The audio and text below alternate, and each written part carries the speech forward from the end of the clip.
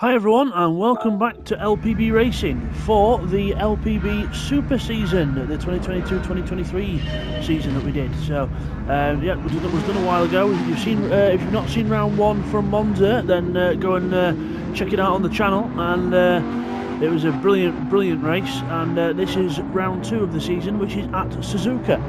So Suzuka, we are at for what will be a 2-hour race.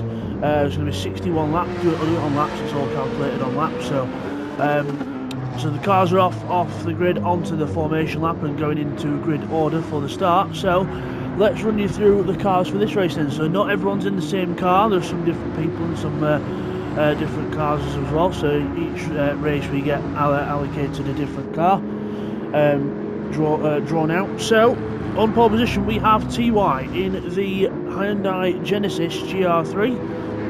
He's on pole position there. Josh is in second place in the PlayStation BMW. Then we have the Aston Martin DBR9 of Callum, who's in the Silk Cut Jag colours, but it's now the Silk Cut Aston, so pretty good delivery on that car.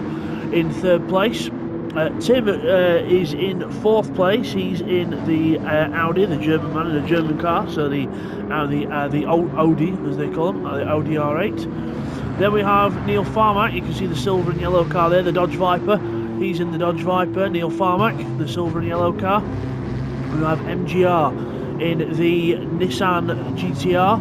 That is I think it's the 13 plate version. I think that's before we had that one. Yes, it is the 13 plate version of the car in the Pennzoil colours. Looks very nice in the Pennzoil colours. JP is next. Johnny JP in the Alfa Romeo. Again, no more of a blue and black carbon look on that, but that's good. The Love Rocket Rods, which is Rodders, in the Mercedes AMG in these nice blue colours there. We have Mr. Tempio back. Tempio is in the Porsche 911 GT3, so he's in that car. Then we have Bidster in the BMW M3 Art car, so he's in the BMW, and Keith rounds off the grid in the Mazda Atenza. Says Bidster's car, and there is Keith's car in the tartan colours in the Mazda Atenza. So rolling start for this one. Tyres and fuel are on ×2 for the championship, same as what it was at Monza. Obviously we've got different compounds as well, so we've got TY soft, Hughes on the mediums, softs for Callum, mediums for Tim, softs for Neil, mediums for MGR, JP softs for Rodders, mediums for Tempio, softs for Bidster, and softs for Keith. So it's up to you what tyres you want to run, whether it's soft, medium or hard. They can choose what compounds you want to run. So here we go then, getting ready for the start here at Suzuka. Pole position goes on the left hand side of the track to the outside, which is a bit weird, but it is how it is. Obviously starts on the racing line.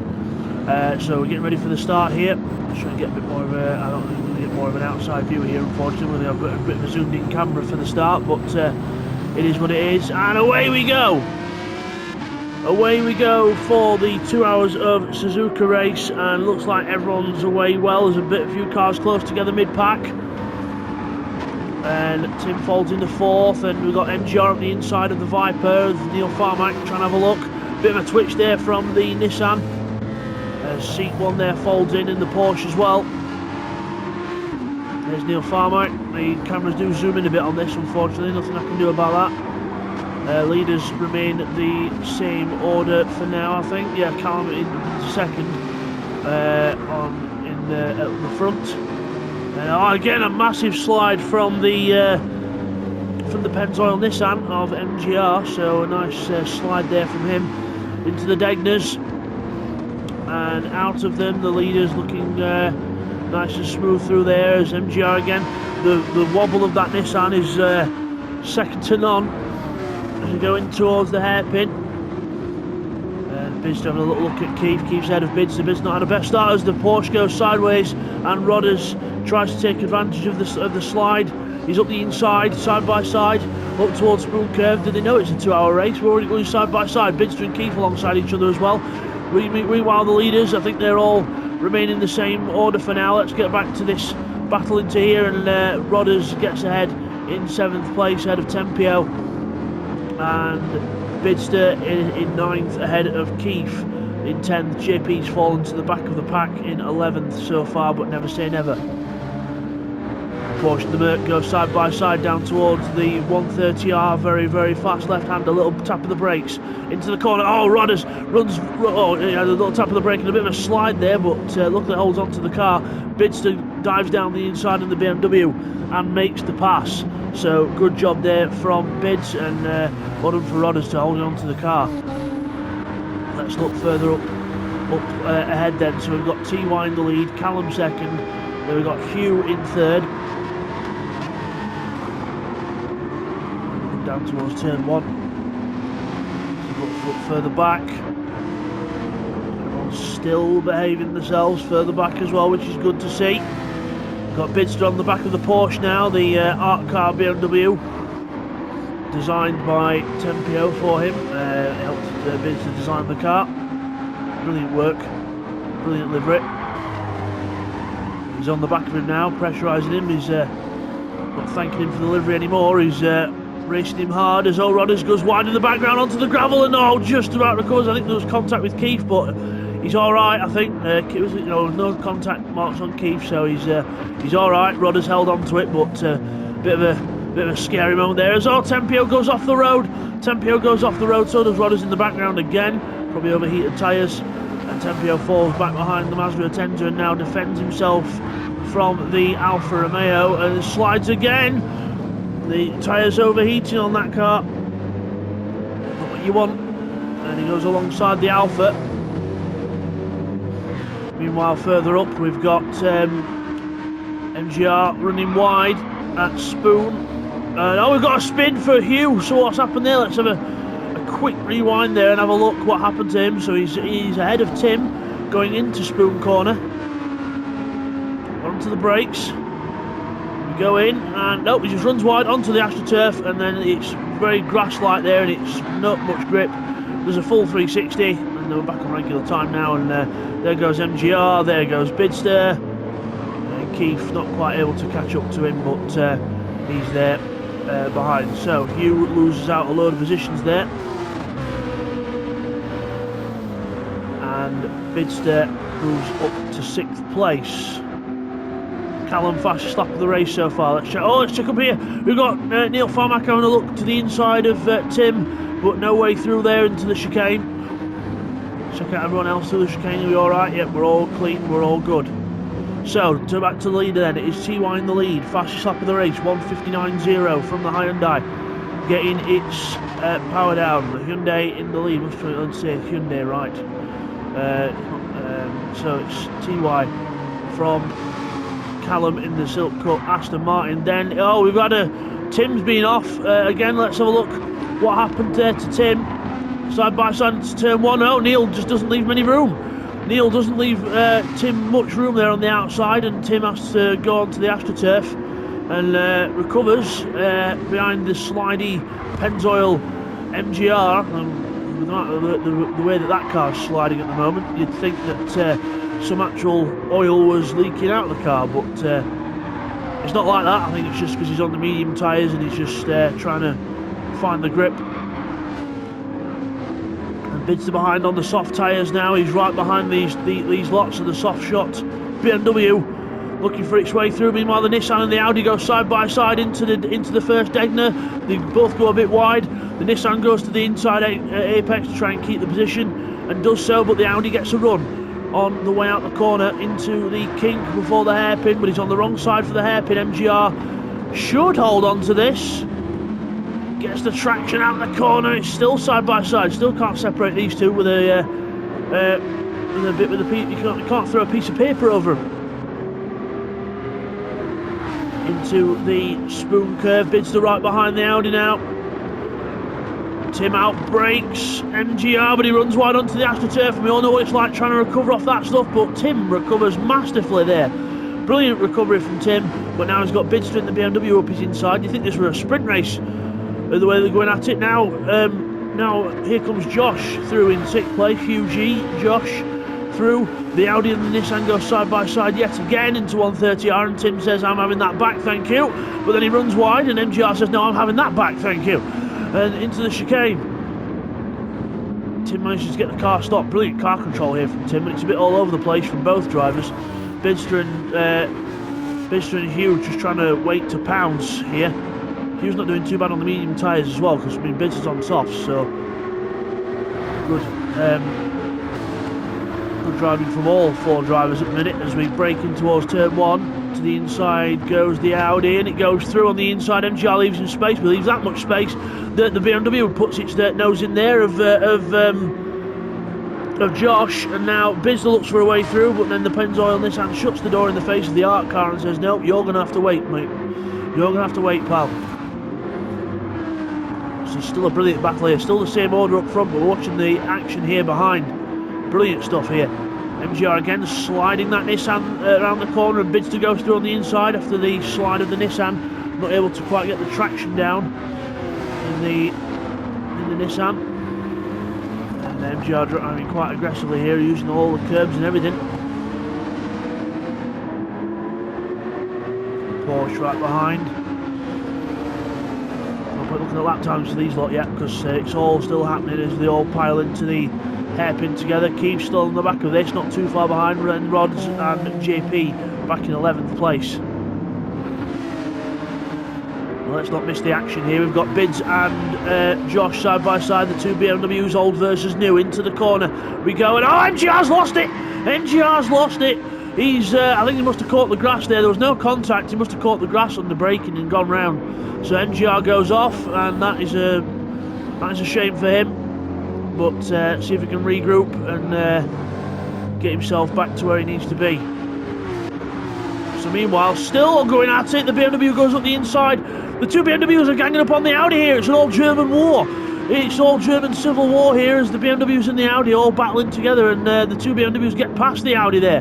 Brilliant stuff from both of them, and it was all clean as well. No contact or anything, just completely just mugged the Audi. So BMW saying that we are superior to the Audi. And the 16 plate BMW leads the older 11 plate BMW of Bidster into the first corner then. So starting to settle down a tiny bit, but I don't want to say too much because you know we do like a good battle. But so we've got Bids and Josh still quite close together. Mr. Hugh G, I thought he's called Josh, but his nickname is Hugh G, and I'm not saying the last bit because it's yes. This is for YouTube, so yes. And it's a brilliant cutback on the inside. Excellent cutback. You saw him go wide and then get the cutback for the inside. Side by side now down towards Degner's, a little bit of body panel rubbing, but Bidster backs off, lets him have it into the corner, but then Josh runs wide, and there's no. Oh, he's still running wide. Bid's still keeping his nose in there, but respectfully giving him room. To the hairpin.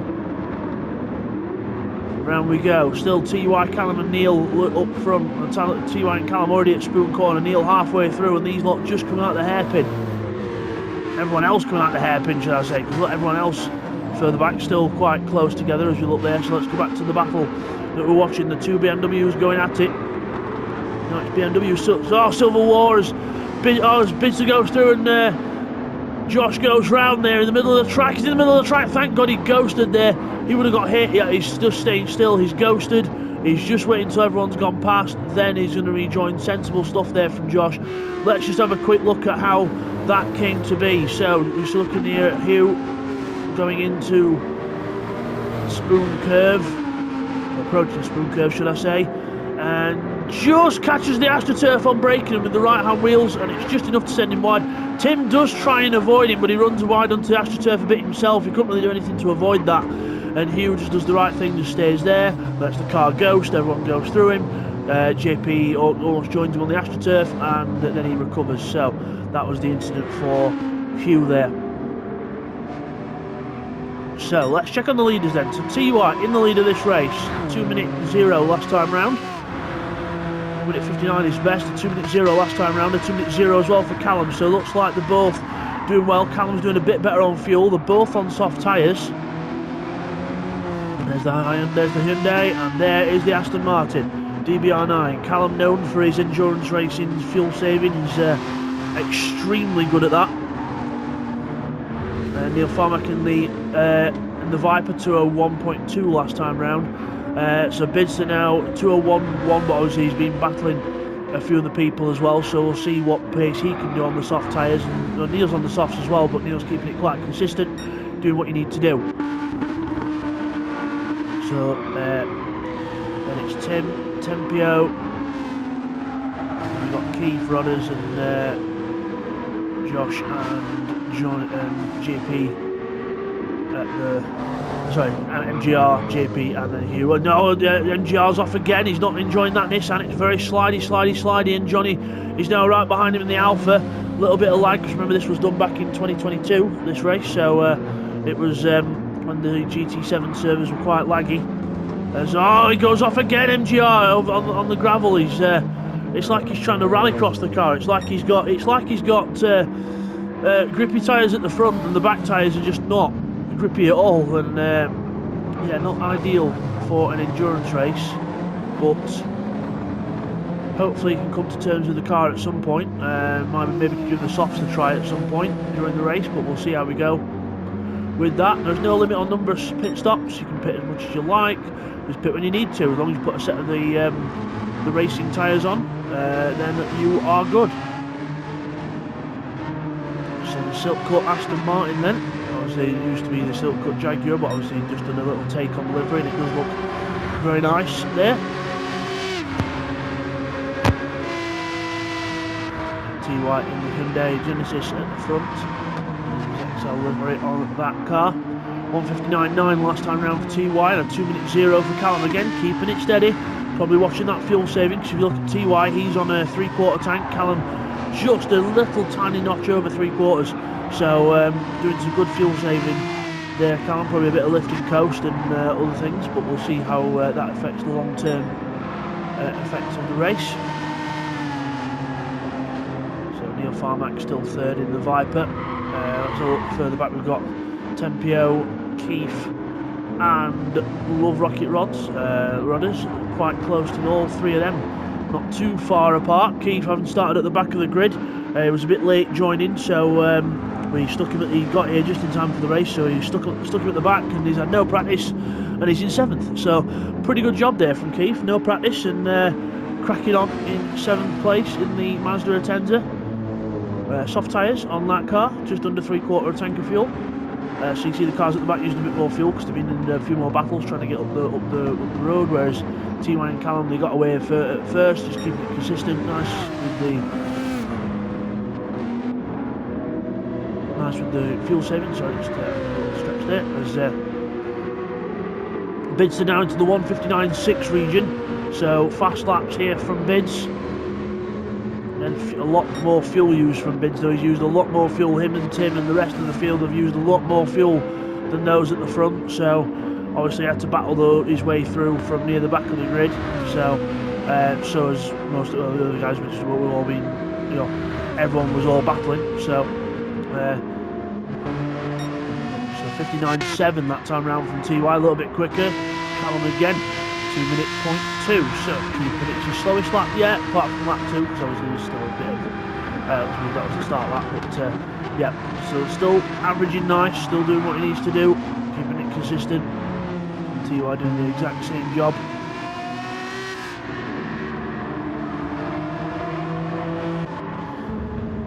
And Neil there, 2:0.985, keep it again, nice and consistent there from Neil Farmack. 2:9s for him, 2:0.9, sorry, 2:0.9, I'll get that right. 0.7 for bids. Tim there in the Audi, then the race settled down. He's the highest placed car on the medium, just checking, yes, he is the highest placed car on the medium tyres, so I don't think there's that much wear difference. I mean, if you look at the, yeah, they're a little bit better for wear, but obviously you've got to gauge that with the fuel. But so Tim could be one to watch out for here, with being the highest medium tyre runner.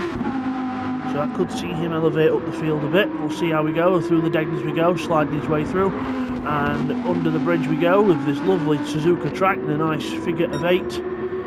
One of the, in my personal opinion, one of the best all-round tracks in the world. It's got speed, it's got tight corners, it's got fast corners, it's got everything. It's a lovely track, is Suzuka.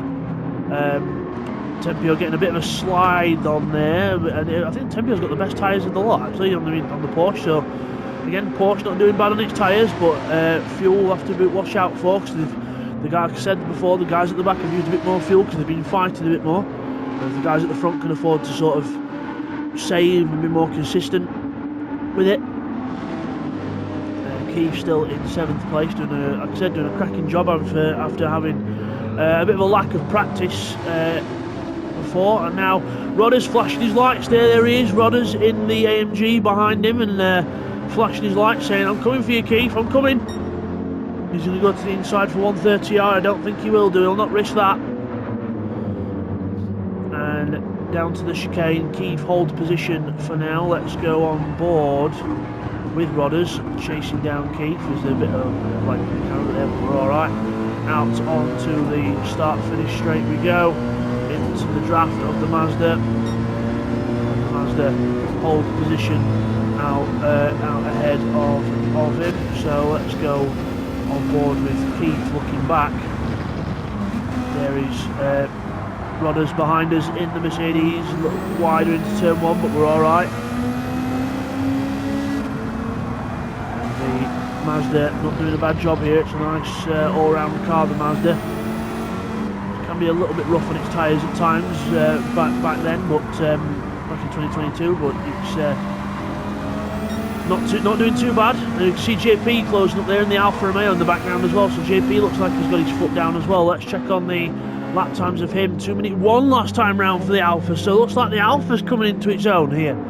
So his fast lap is a 2:09 on lap 5, a 2:1.9 last time round. So I think when he's with Johnny, he's a very fast driver, Johnny, just learning his consistency, just still learning the consistency. But you can see by the lap time, 2:09 and 2:1.9, the lap times are there, because if you look up at near the leaders, when they're doing like Neil Farmack 2:01.2 last time round, 2:0.9, and the leaders on the 2 minute mark as well. So it's not a million miles away off the pace. It's good stuff there from let's go back to him from JP. Good stuff. Just learning the consistency, learning the car, learning the track. Just trying to be, like I said, in endurance racing, it is consistency. That is the key to the race. Because if you can keep it consistent on track, might not be the fastest on track, but if you can keep it consistent, then you're going to do well. Because if other people make mistakes, you're going to be right in there. And now Rodder's right on the back of the Mazda, but looks to the inside, and Keith's not fazed by that. No way through there. Keith sticks to his racing line. There's no way through for the Mercedes driver. Stuff here across the line then. Let's look at 2:04.3, 2:04.2 again, just battling each other. Johnny last time round, JP 2:03.8, so still going faster than them because they're battling, still catching up to them. Keep your head, Johnny, and you'll do well here. QG at the back there, 2:0.9. I think his medium tyres have sort of decided to stop giving up grip. Starting to give up grip, should I say. GR down in 11th place after having a spin or two in this race. Got the pace, but just not having the consistency again, and that's what I was on about before. And the sliding of this and that Nissan just tells you the whole story of what he's struggling with there. Excuse me. So under the bridge out of the second deck there, and Rodders goes wide. Rodders goes wide. JP now senses an opportunity in the Alfa Romeo. He should be able to get through before the hairpin. No, maybe not, because the Merc gets on the power and keeps the inside line for the hairpin. Johnny will go wide. He'll try and go and get a cut back and get a run, but no way through there. So JP then almost had an opportunity to close up to Rodders, but Rodders recovered quite nicely there, so good job from him. Go into Spoon Curve. There's Rodders just ahead. Keith ahead of him, still holding on to that 7th place all he can. Further up we have Neil Farmack there in 3rd place, 2:01.8 last time round. Bidster 2:08. So 1 second faster is Bidster in the BMW, so that's going to be something to keep an eye on. Meanwhile, back to the chicane, we've got JP on the back of Rodders again. He's caught up on the straight, but there is no way through the Mercedes, and yeah, Johnny's tyres actually are in a lot better shape than Rodders' are. So Rodders struggling with the tyre wear here. Sorry guys, my voice is a bit down. I'm a Tasmanian devil today, but that'll help. So yeah, the Alpha doing a lot better on its tyres than the Merc. If we have a look at the tyres, Keith, decent tyre wear. Rodders a lot worse. And then JP now gets alongside him and can't do anything about it. Not really an overtaking opportunity there, Johnny, but keep your head, and you never know, you might be able to close up a bit more. As now they've got Mr. Josh closing up in the BMW behind. There he is, looming in the background. JP and Rodders still battling out. The Alpha gets right up behind the back bumper of that Mercedes. Through into the Degners, just going to keep his head here, get a good run out of here, get a good run to the hairpin, and then see what he can do. That's what he's trying to do. He's got a decent run, bit of draft. Nah, not quite close enough just yet to have a look of all three of these blue cars. The blue car train goes out of the hairpin, but Johnny runs wide onto the grass, and that's all the invitation that Josh needs to go through into 9th place. So QG, which is Mr. Josh, goes through into 9th place in the 16-plate Falcon Horse BMW. Sort of coloured out. Oh, there might be a standard club, I'm not sure. JP goes off in the background, and also Rodders has been gone wide as well. So Rods goes wide, JP's run wide, and the BMW of Josh just goes straight through. So 8th place now for Josh. Now his next target on his hit list will be Keith in 7th, to see if he can close up to him. So there's the Mazda, there's the BMW, and there is the Mercedes, and there was the Alpha, but the Alpha has a bit of a spin there, and JP's trying to recover, and he's doing all sorts of spinneroonies at the moment, trying to recover. There it is, that's the right way, that's the way we go, and we go. Oh, Rod's into the pits then, the soft tyres have had enough. So Rodders our first pit caller then in this Suzuka 2-hour race from LPB Racing. Don't forget to like and subscribe, guys, to the channel if you are enjoying this this race, and there's plenty of other videos and playlists on our channel to check out. Lots of content on there for you to look at, so why not get subscribed, get liking these videos, and get watching, because absolutely good stuff here from LPB Racing as Rodders becomes our first pit caller and comes out on a fresh set of soft tyres, and he's kept the half tank of fuel. So why not have a quick stint with half a tank and soft tyres, and then use your next stop to fill up, and it saves a bit of time. Good thinking there from Rodders, so we'll see if that works out in the long game for him. We hope it does, because it would be good to see him with a decent finish. MGR is still running around in 11th place. He's still struggling on the medium tyres, and that Nissan not liking the grip. Not good average times there from MGR. Looks like there's been a few mistakes as well, so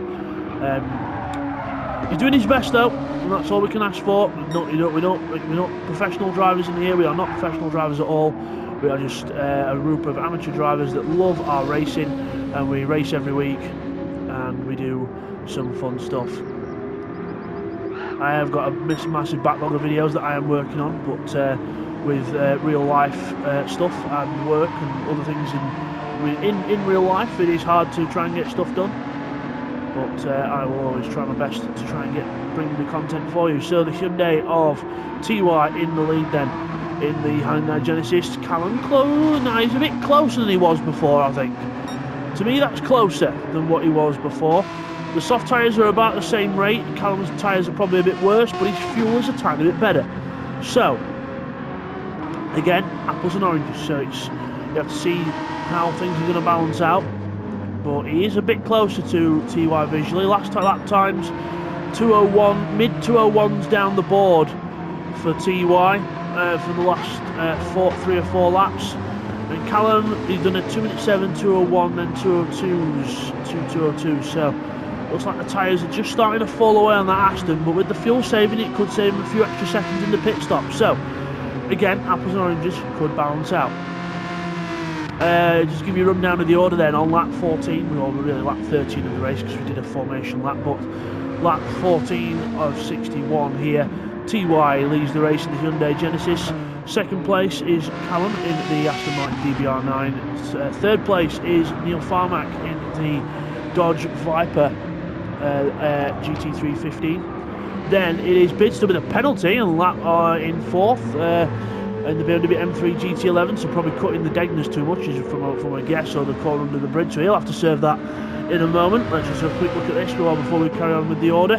There he serves the penalty, and that's going to hurt his lap time quite a bit, because I know it's only a half second, but you have to slow down half second. It takes you another cut, probably a second and a half, 2 seconds to get back up to speed where you were. Tim runs in 5th place in the Audi, 6th place for Tempio in the Porsche. Then it's Hugh G. He's just past Keith there, I think. We just had a move on Keith there. Let's have a look at the move here. So we're looking at Keith. Hugh G goes to the outside. He's probably got a good run from the hairpin. And he's on the inside line and straight through on the inside into Spoon. Keith doesn't fight it too much. It's an endurance race. Plenty of time to battle back at some point. Has a little sniff into the second Spoon just to make sure he's on his toes.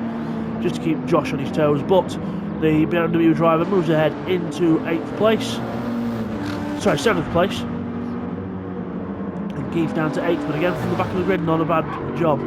Now Rodders on the new soft tyres and only half tank of fuel. This is going to be fun to see what lap time he can extract from this car with soft tyres and a half tank.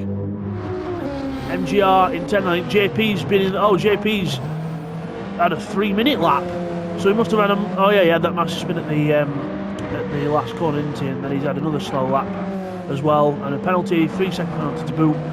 So JP, and started with a few minor mistakes, but then looks like he's had a couple of major ones in a row, and it's hurt him, and he's gone down to 11th place, and MGR has gone through because he's all the way back at the Degners, and MGR's literally coming above him on the bridge, so he's half a lap ahead.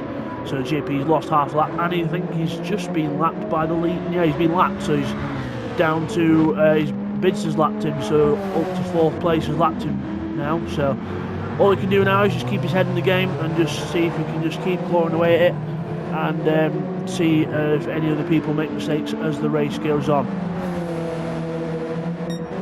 So that's an update at the front of the field then. So it's TY still ahead of Callum. The gap's still about the same.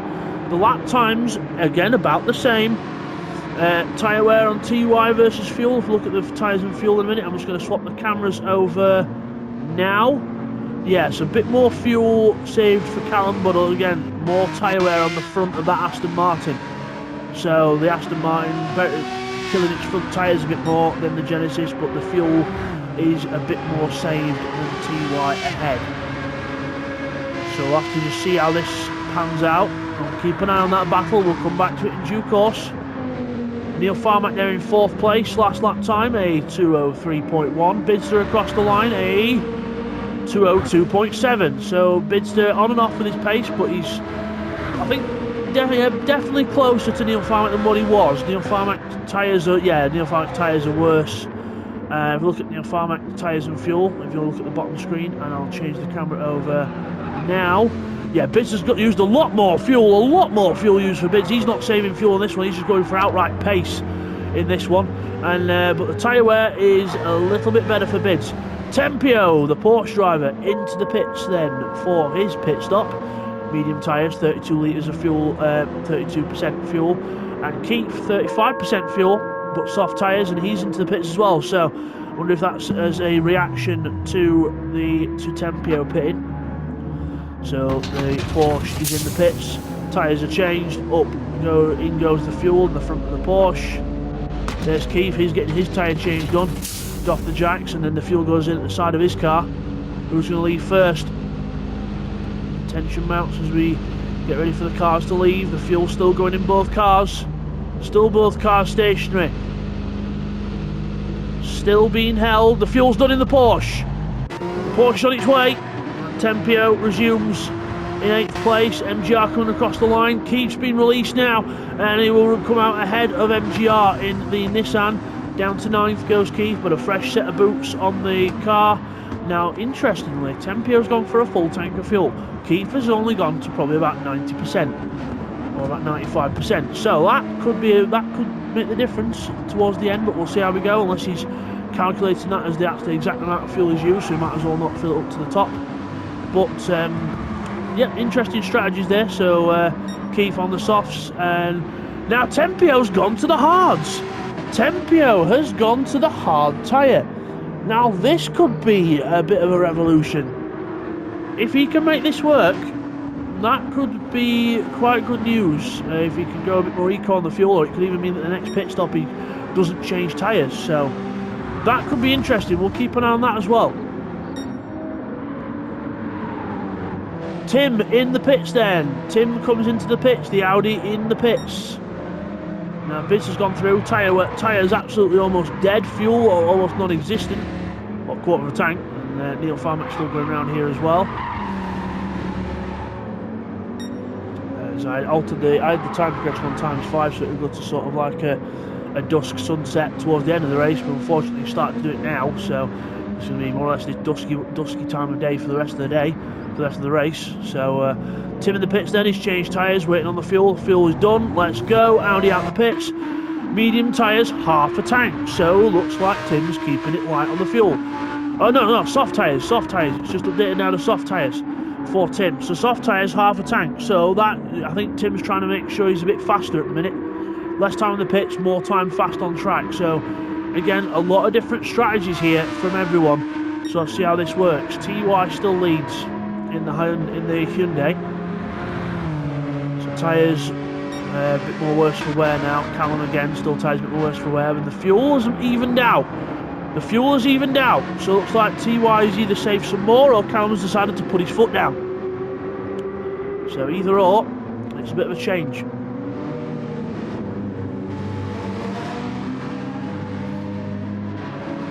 Back to Neil Farmack. He's still lapping around in the Viper, still roughly the same gap. Two bids, they've evened each other out, I think, on pace to a point. Anyone pitted yet? Neil Farmack goes through. Has he gone into the pits? No, he goes round for another lap, and so does Bids. I think Bids will probably take this towards the end of his fuel tank and then have a long stop for fuel. But we don't know. But Neil might do a similar strategy. We don't know. You'll have to see how it pans out. So we've got to the stage of the race now where strategies are trying to pan out, and there's going to be a bit of lonely racing for now until we get some more strategies that meet up with each other again. But still, it's quite fascinating to see all the different approaches here for this race with the different compounds, the fuel, and how you manage everything. So it's quite fascinating to watch. So TY and Callum then still up front.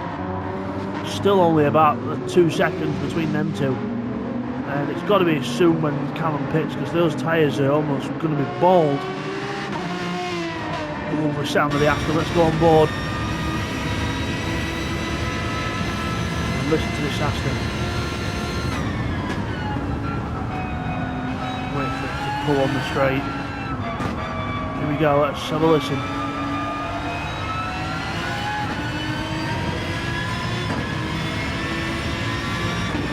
Lovely noise there from the Aston Martin.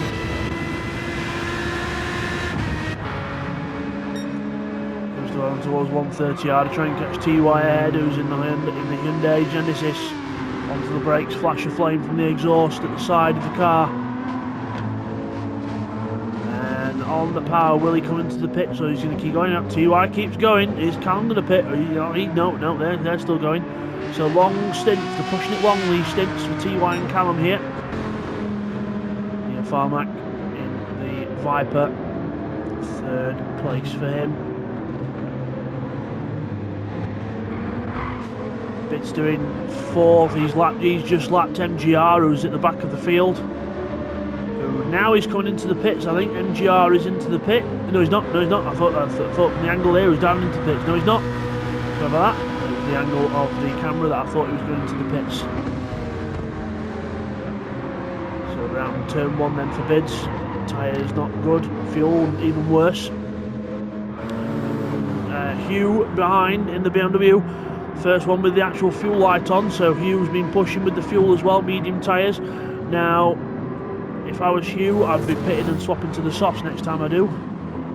Is he in the pits? No, he's gone round again, so he's obviously just keeping on going while he's on low on fuel. Might as well stretch it out, because the longer you go into the race, the less pit stops probably you'll have to make in the future, depending on your strategy. We've got two cars a bit close together on track back here. We've got Tempio and Keith, because remember Tempio is on the hard tyres, whereas Keith is on the softs. A little bit less fuel in the Mazda as well, so Keith should be faster here. Tempio on the hard tyres in the Porsche. Brake disc glowing into the chicane there as Keith closes up on the back of the Porsche. Onto the straight we go. The Mazda in the draft of the Porsche ahead. So look at this battle into Spoon. I think we've got two cars. Oh, it's MGR on the back of Bidster. He's trying to unlap himself, but Bidster's just gone off the pace. But, oh yeah, here we go, 1 second penalty for MGR, so he's going to drop back in a moment. He's gone medium tyres again, and on a full tank of fuel, so if I was him, I'd probably swap to a set of softs for a bit more grip in that car, but we'll see if he can make it work. Now, Callum's in, the first of the leading pair is in. TY continues round, and I would imagine he'll pit this time round to not lose too much time to Callum, but we'll see how we go. So the soft tyres on that Aston Martin absolutely finished. Neil's in as well. Sorry, there's camera going weird there. Callum is in. Neil Farmack and the Viper is in as well. So Callum letting the fuel go in. Neil Farmack not even at his pit box quite just yet. There he is in his pit box. And Callum goes out already. He's only put 61% in of fuel. He's on soft tyres, so he's obviously going for a quicker stint. Soft tyres and just over half tank of fuel, so changing up the strat is Callum. Neil Farmack still in the pits, so a lot of fuel going into that thirsty Viper, the V10 thirsty monster, and Hugh G in the pits. He's going to be a long time in the pits. He's only got 4% left. Neil Farmack out the pits then in the Viper, soft tyres, and then there's Tim. Tim goes through. Remember he had a shorter pit stop, and he's not got as much fuel in as Neil Farmack. Neil Farmack's put just over 3/4 in, 3/4 and an eighth. I'll make that. And Tim has got a third of a tank left, and he didn't fill up as much. 2:09 for him, so faster pit stop for him.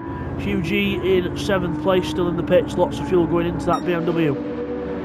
So TY yet to pit in the lead. He might pit this lap. Bids has not pitted, but his fuel lights come on, so he'll not be far off the pit lane as well.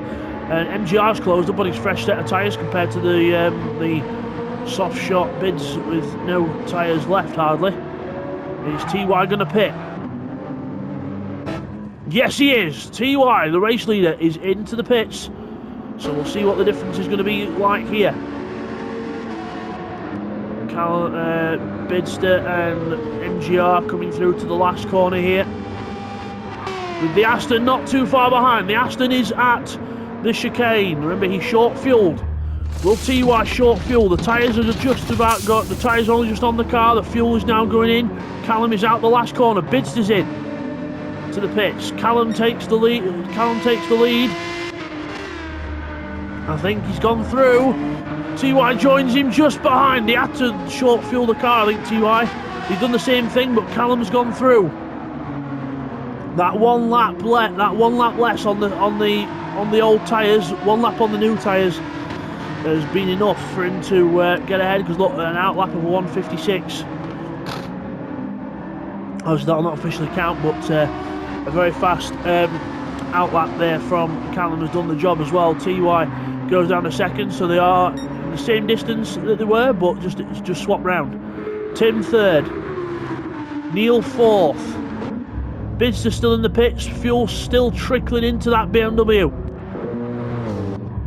Looks like Rod's is due another pit stop at some point. He's got a fuel light on.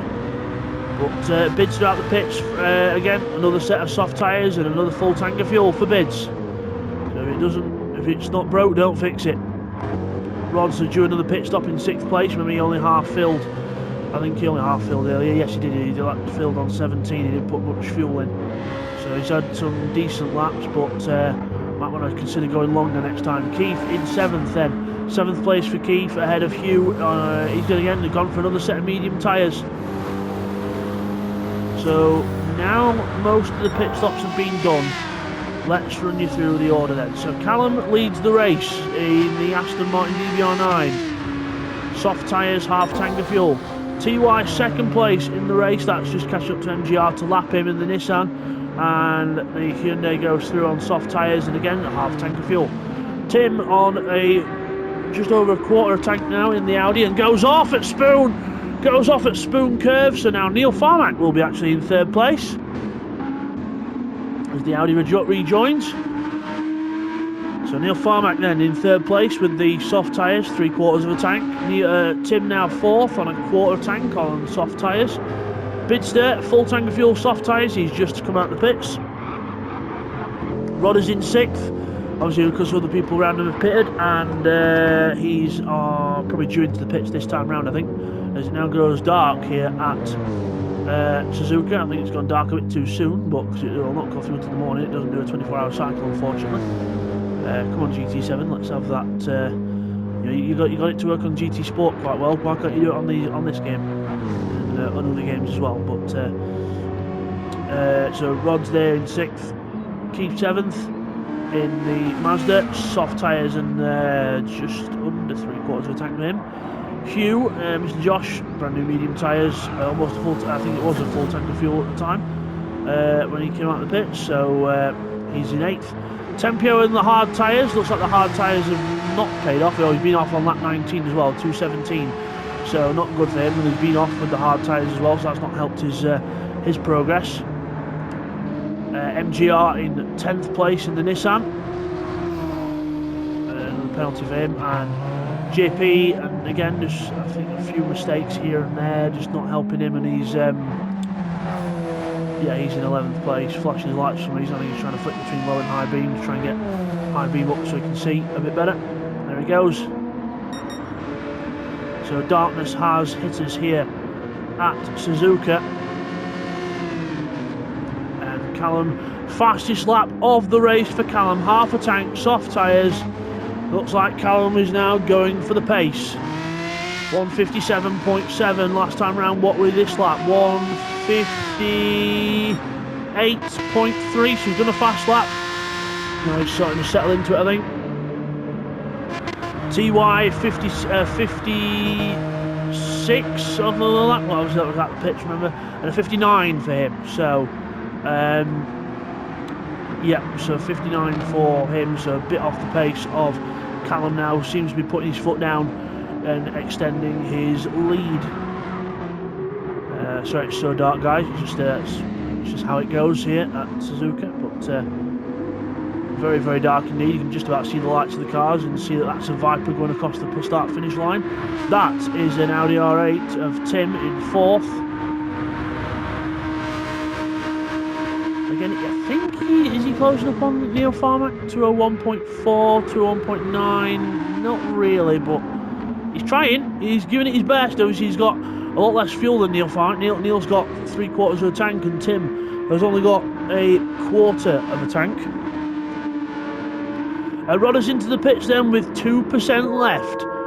2% left fuel, which means he's not going to get around another lap at all. So into the pits he goes, and we'll have to see if he changes up the strategy or he goes for another half tank run. Just wait for the car to pull in. There it goes. There is the Mercedes, and it pulls into the pits up on the jacks. Gets the fuel going in. That's going to be a while in the pits there, so we'll watch Hugh go past on the start-finish straight, and ahead of him Keith as well in the Mazda. Into turn 1, nice smooth line there from Keith. Let's watch Hugh. Oh, you get a lot more slider there from Hugh. He's definitely still pushing on their medium tyres. Medium tyres for him. So Rodder's now out the pits. And again, the half a tank strat. He's gone for half a tank and he's gone for the soft tyres. He's liking the car on the lower fuel side of things. So why not? Why not try it? It could pay off for him later. MGR has gone ahead of him now. because of the pit stop. So no, he's not going ahead of him, sorry, he's behind, sorry. The Tempio has gone ahead, is what I meant to say. Sorry, Tempio has gone ahead of him. There's Rodders, there's Tempio. But Tempio is on the hard tyres. So that to me means that Rodders is going to get past very soon because he's on fresh soft tyres and half a tank. Whereas Tempio is on hard tyres, which last long and don't provide as much grip, but they do last long, but and obviously it's a bit less fuel, but the tyres that make the main difference at this point. A car on soft tyres is always going to go quicker than a car on hard tyres, unless the softs are absolutely worn as hell. As out of the hairpin, you can see the traction difference as they get on the power. He's almost alongside him already as we go down to the next corner. I think, yeah, and the Porsche driver just lifts off there, lets him go through, and gives him a little flash light saying, no problem mate, no point fighting you, I'm on completely different tyres, completely different strategy to you, so I might as well not hold you up and just run my own race, which is what you need to do in an endurance race sometimes. It's not all about fighting for position, it's just about trying to get the best out of your strategy that you can, and that is what Tempio is attempting to do. So further up then we have got, who's the four cars there, so we've got Neil Farmack there, then we've got Tim, and then we've got Bidster in between them. We've got a few lapped cars, I think that's what I'm seeing. Right, let's go back to the chicane, so we've got the two cars closer together. Oh, that's Rods and Tempio obviously, because they've just been past each other. There they are across the line, blue flags to, I don't know why that was a glitch of some sort, but it happens. Now, we have Keith. He's been going around for a bit. He's on the soft tyres, starting to just show a tiny bit of wear. Half tank of fuel just over, and Hugh is closing on him. So Hugh's putting his foot down, he's flashing his lights, which is a bit disrespectful in the dark, but is what it is. I mean, once or twice isn't too bad to say hello, I'm here, but you know, trying to do it on and off all the time is a bit disrespectful. I admit I used to do that a bit when I was younger, but not anymore. We've got a spinner at Spoon, and JP has gone round, unfortunately, again in the Alfa Romeo, and a half-second penalty just for the insult to injury as well. So he'll serve that there. There you go, and on his merry way.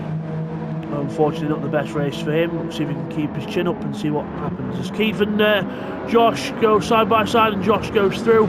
So obviously he's on a bit of a push now. Is Josh getting his act together?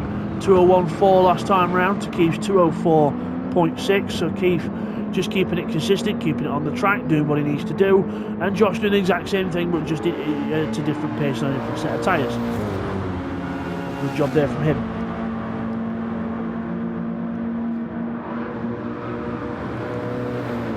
To the chicane we go. Let's have a quick look ahead at Tim. There's Tim and Bidster together.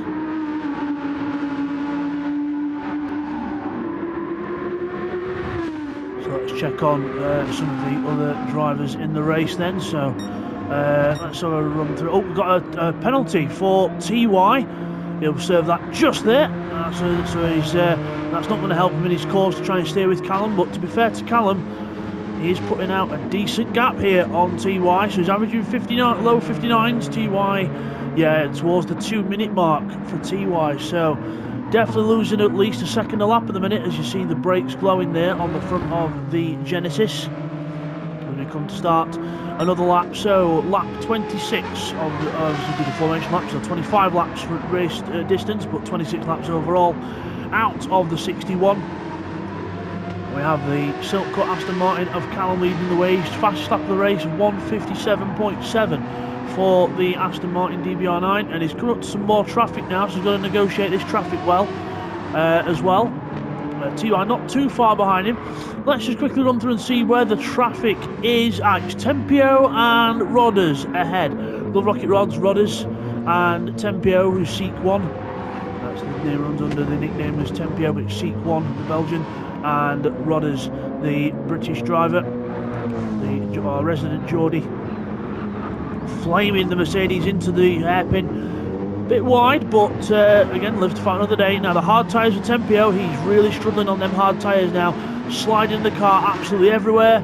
I would imagine within this next half a lap, Callum will be on his tail and past him, with not just with the tyre difference, but with the pace that Callum is putting out of that GBR9 at the moment. As Rodders then is ahead, obviously he's not recently ahead of the Porsche driver, and he's pulling away ahead of him. So let's go to Callum now. Let's have a little onboard with Callum. The sequential gearbox there, he's pulling the gear lever back. Because back in the day with GBR9, it being a 10-plate car, they used to use the actual sequential gearbox with a stick, not just the paddle shift, which in my opinion is more racy. They'll do a bit more with the wheel, but obviously in a sim, as you've seen, come up to back with Tempio now, so Tempio shouldn't really hold him up too much. He nicely lets him go there. Didn't really have to do that. It's not F1. We don't, blue flags are not to be like it. Blue flag in Formula 1 means that you will move out of the way now and let the leader through. But to me, blue flags is how it should be in all the forms of motorsport and club racing. Basically, blue flag means you have a faster car approaching. Be aware that they are going to pass you soon, and just keep an eye on your mirrors and try not to make it too hard for them. But obviously, you are running your own race, being lapped still. You are running your own race, but it is good to see Tempio there, just with the nice respect there. He didn't have to do that, but he just nicely gave him room, went wide, let him through, and Callum goes up a position. But yeah, it's a bit of a stigma with a lot of people. Blue flags in motorsport, there's a lot of different opinions around it, but my opinion, I go by the MSA or the Motorsport UK rulebook, and it basically means that a blue flag isn't just move out of the way, let me through. It is basically you have a faster car approaching. That's all it means. You have a faster car approaching. Be aware of your mirrors because they'll probably be coming through. So a stationary blue flag usually means that you just check your mirrors. You've got a faster car coming, approaching you, and the wave blue flag usually means the faster car is overtaking or about to overtake you. So watch your sides. So enough of the blue flags. Tim is in the pit lane then. Tim in the Audi is in the pits in the bright green and silverish looking car, and he's getting fuel. He's got a new set of tyres. We'll see what happens to him as he comes out the pits. Hugh is. It says that Hugh's going to be going through it. Actually, this could be quite close depending on how much Tim puts in fuel wise. Hugh's gone through. Tim's still in the pits. Tim's out the pits now, and a 3-second penalty for Tim. He must have crossed the line on the way in or something, or I don't know. Probably crossed the line on the way in or something, on the way into the pits. So a 3-second penalty for Tim. That's going to definitely give Keith the place. Even though Keith's on older tyres, because Tim's going to have to more or less stop with a 3-second penalty. It'll take him right down to 50 mile an hour, and he'll have to get back going again. So not ideal for the Audi driver, not what he needs right now, but never say never. He's out of the pits with 3/4 of a tank and medium tyres. So again, medium tyres for Tim, soft tyres for Keith in chase. They are a bit worn, but still averaging 205s, not doing too bad for his own pace, and keeping himself clean. Let's check on Callum as he got past another case. He's got past the other car, which is Rodders. He's got past Rodders there. You see Rodders in the background, the Mercedes. He's recently got past him. So good job for him there. Into the hairpin. Accelerating out. Rodders there in the background. So this race run back in May of 2022. That was how long this race was ago. I've got it written down just here at the side. It's just found it, little old spreadsheet with it on, and yes, 7th of May 2022 this was done. So yeah, definitely a while ago. Definitely a while ago now. We're finally getting around to doing the videos for this and everything. TY out of the spoon curve. So yeah, I wonder why the videos are slow with this channel sometimes. I do work, and work takes up a lot of time, family takes up a lot of time, and other stuff in life takes up a lot of time. I'm not a full-time YouTuber, I wish I was, but I'm not a full-time YouTuber yet, or whatever, but I would like to start down that path at some point, but it's just investing in myself and everything, and the time. We have got a car spun on track. NGR has spun in the Nissan. again, so not a good race for MGR as he just waits there while Johnny comes past, reverses onto the track a little bit, and then gets the power on, does a donut, does another donut, and into the gravel again. Not the most prettiest recovery there by MGR, but I think he gets on track. Easy on the power, there we go. He gets it back on track, and race goes from bad to worse for him. And JP now ahead in the Alpha. He's at the hairpin, and MGR is still on the medium tyres at the Dagners. I do think MGR ought to put the soft tyres on. If you're struggling with the grip, you ought to consider a softer set of rubber to try and help. It might not cure the problem, but it might help with the problem. And then just a half-second penalty to boot there for track limits on the inside of the last Dagner. So not the best race there for MGR at the moment. We've got a pack of cars at the hairpin. That is Keith, Tim and Callum. Obviously Tim had that penalty to last time round, so yeah, I was right, Keith did get past. And Callum now goes through on the inside. The two drivers very respectfully lift off, and Tim takes advantage of Keith lifting off a bit too much and catches Keith napping there and goes through on Keith on the inside. So Tim in the Audi then through into 6th place again, and hopefully this time try and keep the position, but running wide there's not going to help his traction onto the straight, and Keith's going to go straight through past the Audi there. The Mazda goes through back into 6th place again.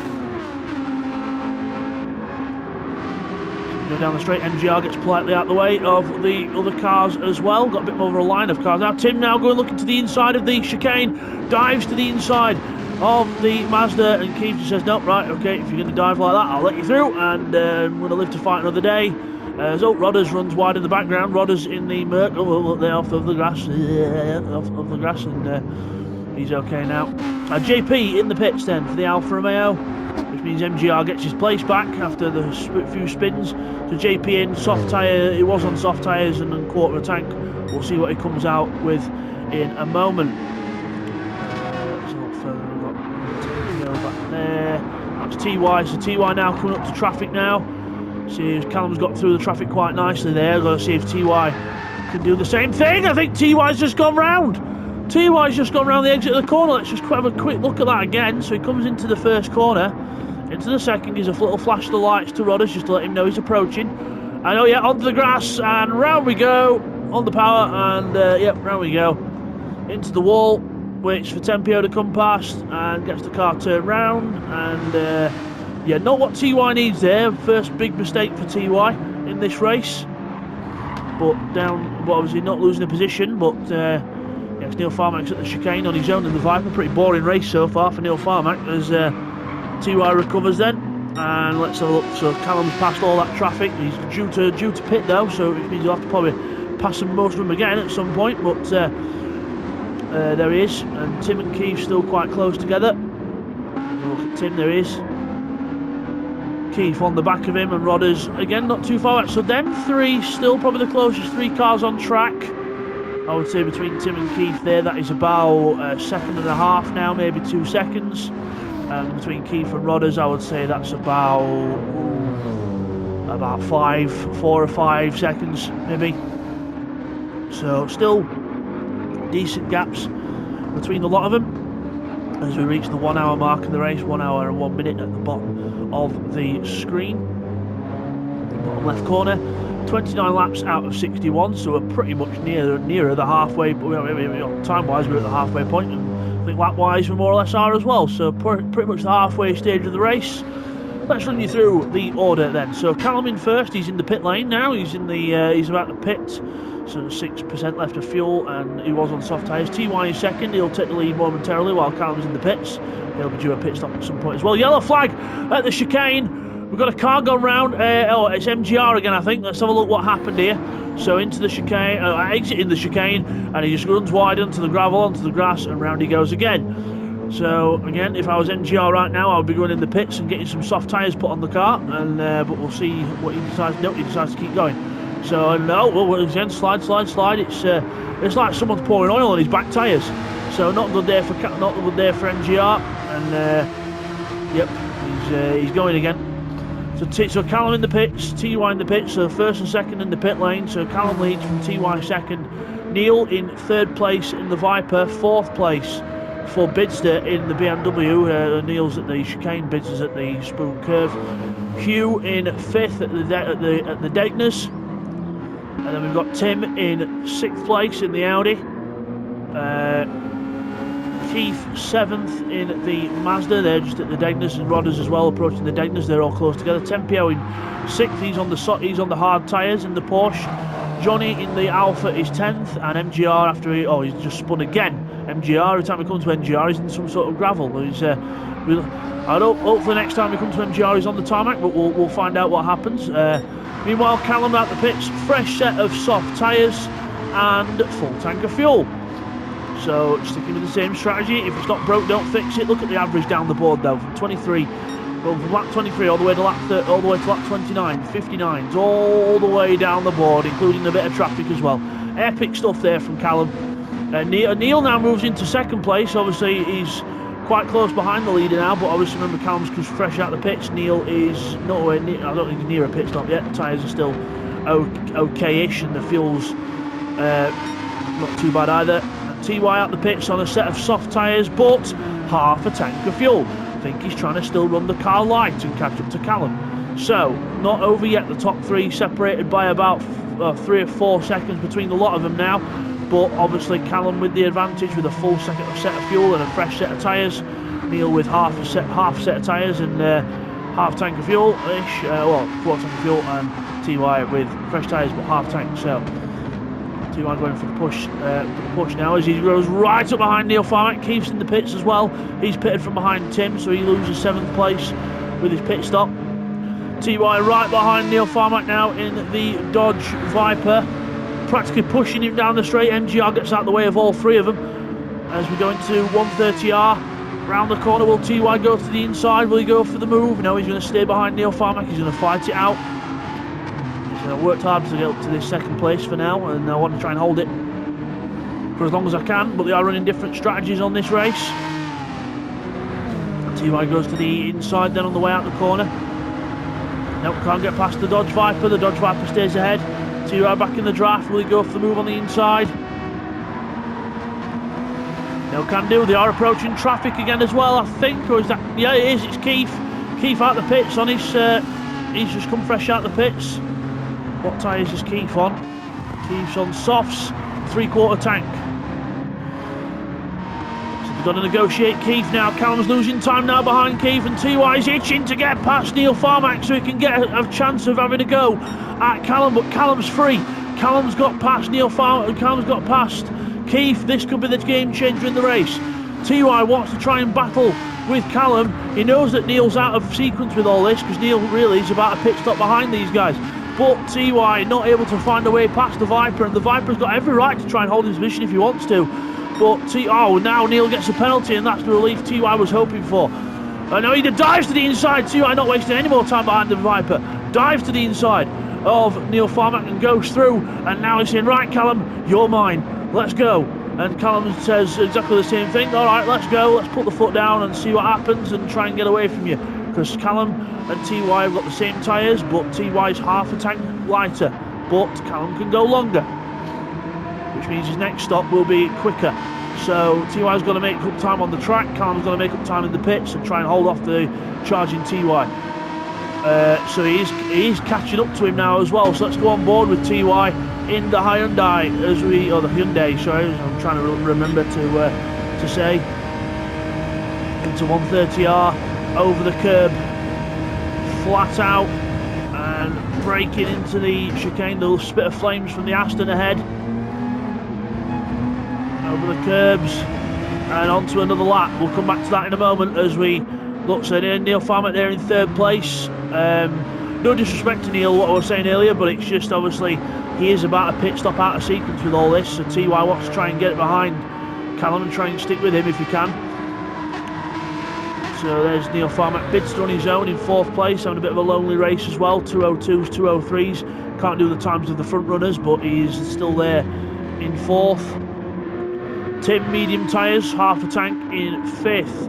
6th place for Rodders in the Mercedes, soft tyres and due a pit stop with the fuel being low.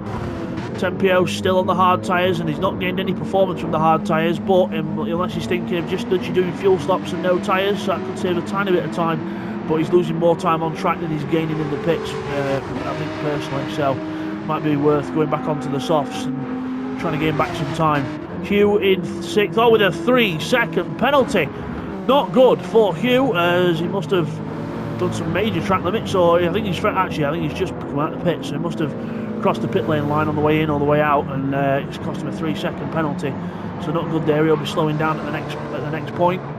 And Keith not too far. Well, he's not really anywhere near him. So not really anywhere near him really. Voice being weird there. So Keith 9th, still JP in 10th, and still MGR drifting his way through in the Nissan in 11th place. Again, on the medium tyres again. He doesn't like... Again, I've given him the advice of trying the soft tyres. He's not listening, but medium tyres it is for MGR again. So I suppose if he's... Well, he might feel comfy on them tyres, but doesn't look comfy when he's driving. But well, we'll see how he goes. JP is about... Well, JP is almost... definitely over half a lap ahead, so... MGR just trailing around there in 11th place. Callum still leads the way then. Still half a tank heavier than TY and still putting in the same laps. Impressive stuff from Callum. I was right. Neil Farmack now in the pit lane. The soft tyres have cried enough on the Viper, and he goes into the pits. Bidster is the car behind him, and he's actually only at Spoon Curve, and they are on the same lap, so this could be quite close. Sorry, not Spoon Curve, so 130R, and now into the chicane for Bids. Neil Farmack in the pits. Will Bids keep going? He should do. Yep, he's going, so Neil Farmack now waiting on the fuel, and Bidster will probably take the place here. Meanwhile, TY and Callum still close together. TY closer now than he's been before, but still no way past the Aston. Bidster takes 3rd place from Neil Farmack, so Bidster onto the podium now, for now. And Neil Farmack then out of the pits. Obviously, Bidster will be due a pit stop before Neil Farmack will be, and Neil's put just over 3/4 and an eighth of a tanking on soft tyres, and Bidster on older softs, half a tank, so it should be Neil Farmack regaining that place when Bidster comes into pit at some point. But the leaders are still nose to tail here. The leaders are still close. Callum from TY, last lap Callum 202.1, TY 202.2, so Callum with the heavier car still with the pace here. Keep an eye on this. The Silk Cut Aston Martin ahead of TY's Hyundai. Rodders in the pits then. Rodders into the pits in the Mercedes. 6% fuel left. So definitely time to stop, because if he kept going he'd probably run out.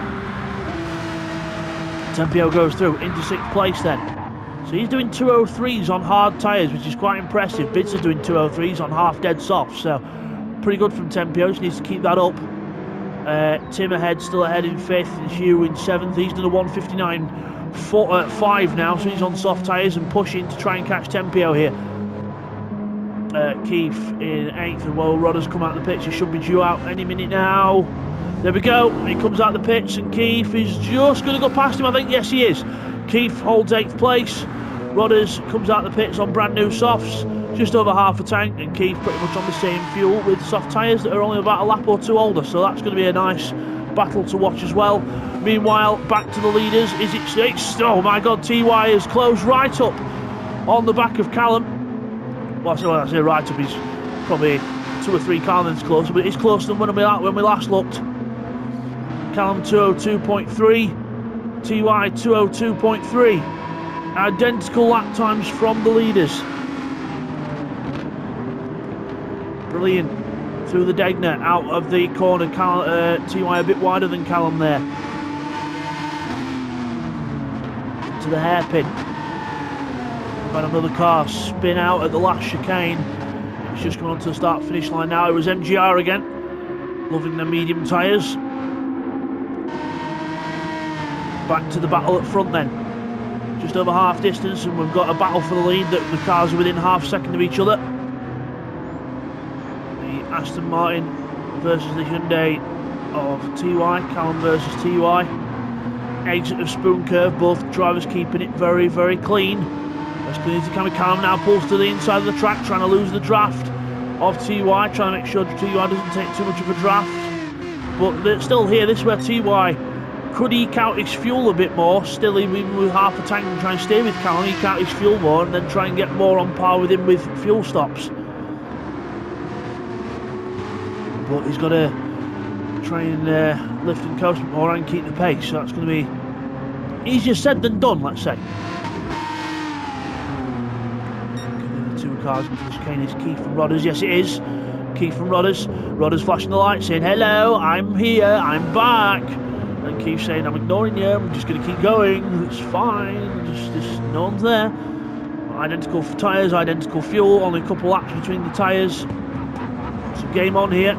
The flames from the Mercedes as it closes up mid-corner, and the Mazda gets the run out the corner.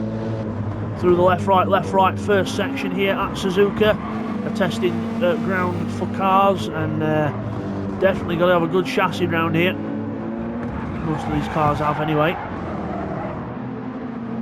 Good stuff by them. As we go around the long uphill left-hander into the Degners, over the curb, and the next one here over the curb a little bit on the inside, and both cars through there nice and cleanly. Back to the lead.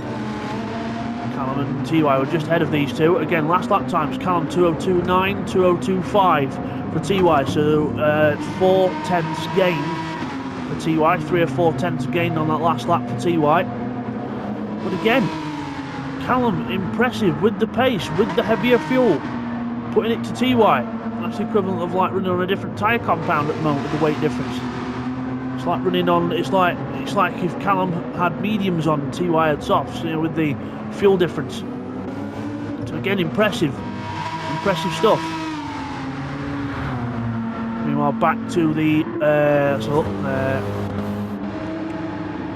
Tempio's running it very fine on fuel. He's trying to go as long as he can on these hard tyres.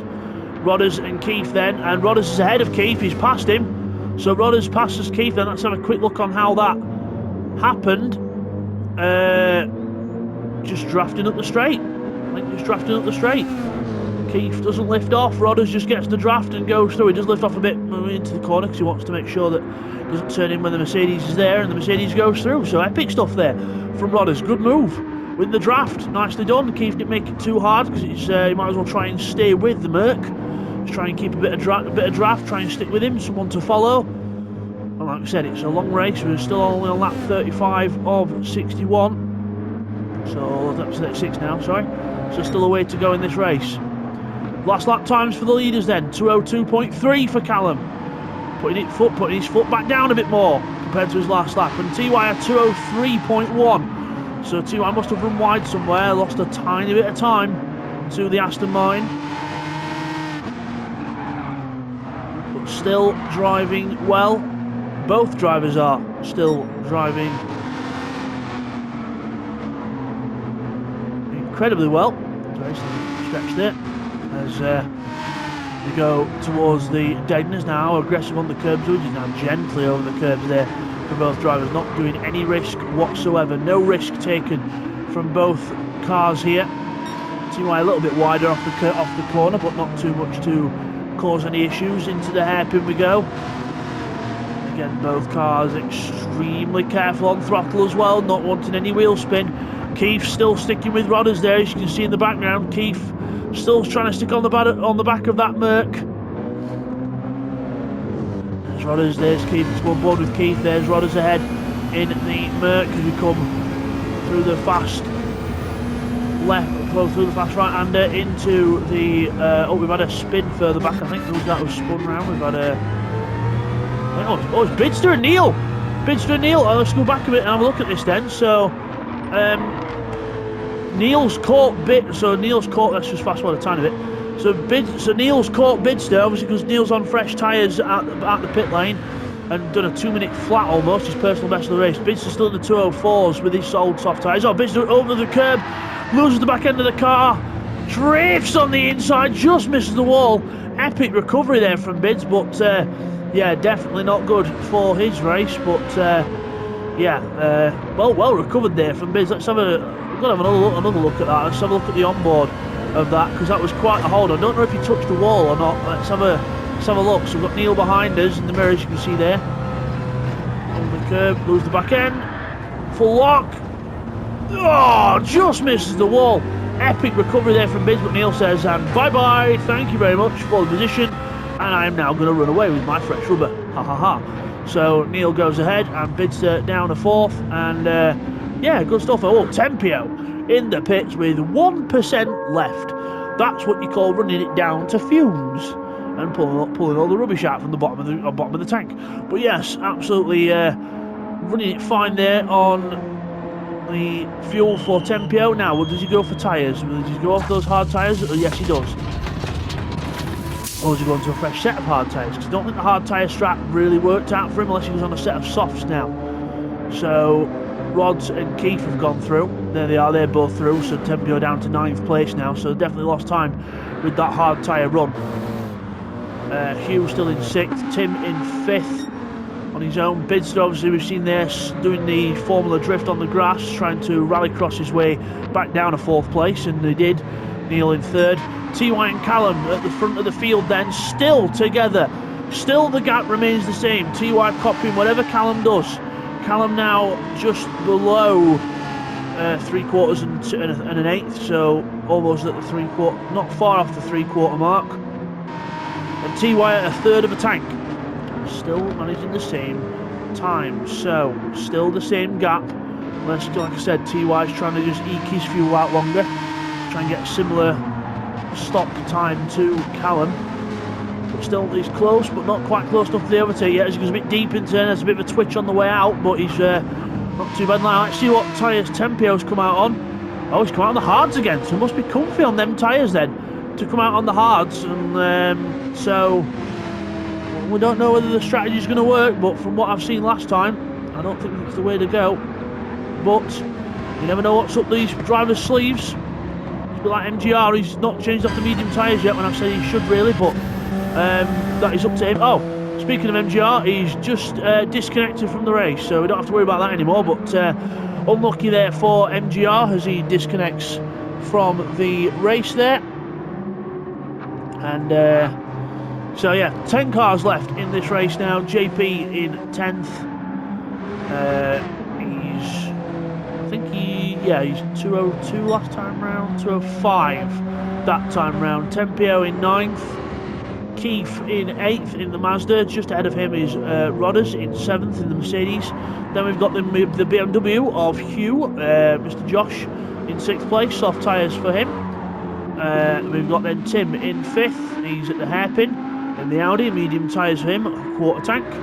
Bidster on a very, very, very old set of softs, probably taking them right to the end of the life and running the fuel all the way down. I don't know, we'll see. But with with how the tyres are on his car, I would probably pit at some point. We'll have to see. Neil, fresh set of softs on his way in 3rd in the Viper, doing 2 minutes to 2-minute ones. Nicely done there. And TY and Callum battling up front. TY second, Callum first. TY's last lap was a 203.4. And Callum's was a 202.9, so still on average then they're both meeting each other. 1 lap Callum's faster, 1 lap TY's faster. And TY pushing hard. He's definitely pushing then, because he's just a massive twitch there out of the second Degner as he puts his wheels on the outside wheels on the grass. We've got a yellow flag situation there as we had a car spin somewhere.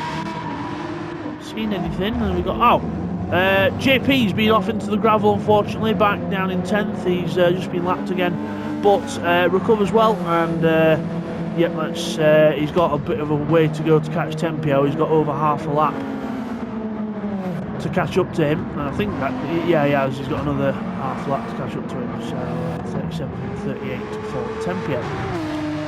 Again, back to this battle for the leagues. It is fascinating, this, after 39 laps of 61. And a minute 21 into this race, we are only about a second between the top 2 cars.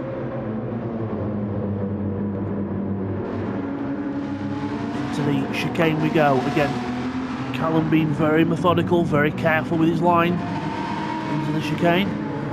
back at Rodders there. He's still 7th. Keith in 8th. Who's that behind him? That's JP from recovering from that moment we had earlier. If you're liking this content so far, guys, don't forget to like and subscribe to LPB Racing. We're trying to get to the point where we can start, you know, putting out more content. The more subscribers we get, the more people get around to see it and get your notifications turned on, all that good YouTube stuff. And I would love to do more of these in the future. I would love to try and get it so it becomes, you know, more than just a hobby. You know, if we could do this for a job, it'd be absolutely brilliant. Any commentary in motorsport. I love driving motorsport. I love doing motorsport. Anything to do with it, but.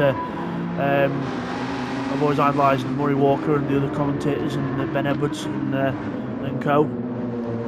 I'd love to try and get better over time and have more time doing this, but obviously I've got work in real life to do and family life, etc. So not the easiest thing to try and do, but I do enjoy it when I do it, and I absolutely love racing with all the guys on here. I know this is from a video from a while ago, but we're still racing nowadays. We're still racing in 2024 right now. Currently doing a GT3 series at the moment, again with the same cars as these, with our own LPB BOP. All cars balanced at performance by myself.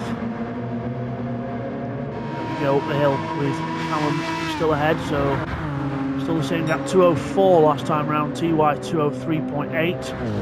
So the time's coming down a bit. I think the heavier fuel might just be starting to hurt Callum a bit more with the tyres going as well. And this could be TY's time as long as he keeps it clean and there's no mistakes.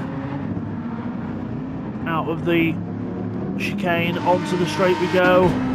On board with the Hyundai driver again across the line. Callum a 2-minute 3.1. TY a 2-minute 2.7, so this lap in the favour of TY. Seems that when he gets close, he just can't quite keep close. Might just be the turbulent air or something like that, but he's closer to Callum than he's ever been before. Still gaining with every corner. So we've got two cars together out of the first corner. That's Keith. Still with JP. So JP's not doing a bad idea here for JP. He's been struggling in this race, so now he's decided to try and tag onto the back of Keith and let him pull him around. That's all on board with the Alfa Romeo driver as we go up the hill. Johnny trying to stick on the back of Keith there. Not doing a bad job so far. Hats off to Johnny, not doing a bad job. I mean, MGR wasn't doing a bad job. I think the car was very twitchy and he probably should have gone on a softer compound of tyre, but you know, all things said, wasn't doing too bad. Probably just not the right car for him, and obviously, unfortunately, in the end, he disconnected from the race. I don't think he rage quit. I think it was a disconnect, but we'll see what happens with that. But meantime, Bids are still not pitted yet. Still doing 205s, quite slow lap times compared to everyone else round on the track, to be honest. So Bids needs to try and amp up the pace a bit, but I mean, TY and Callum doing 203s, 204s, so not a million miles away, Bidster, but just I think they'll be able to be more of an average car than a fast car. I think he's driving it consistently, just not much speed in it for that Bids can get out of it at the moment. Tim low on fuel, so Tim should be one of our next pit visitors in the Audi as we go back to the leaders then. Again, TY again falls off the back of Callum in the second half of the lap, so Callum pulls back the time. So this lap, Callum will be quicker than TY probably, looking on what we've seen here. Callum comes across the line. TY's in the pits. It was a 203.4 and TY obviously in the pits now, so that lap time will not really count really because he's gone 202.7, but he has gone into the pit lane to shortcut the track, so obviously going into the pit lane to tighten the line out the last corner. So TY then pits, decides now is the time. Unless she's going for the quickest splash and dash you've ever seen. Oh, no tyres for TY, just fuel. Now this is interesting, just a fuel stop for TY. Neil Farmack on the front straight. Almost said the incorrect American term there. It's a straight, so I do apologise to Americans, but in my opinion it is a straight, not a straightaway. This is a straight. TY out the pits, then 3/4 of the tank and fuel only for TY. So he's matched Callum's level of fuel. Now he's going to try and go the same distance as Callum here. This could be interesting. Because now there is half a lap between them both.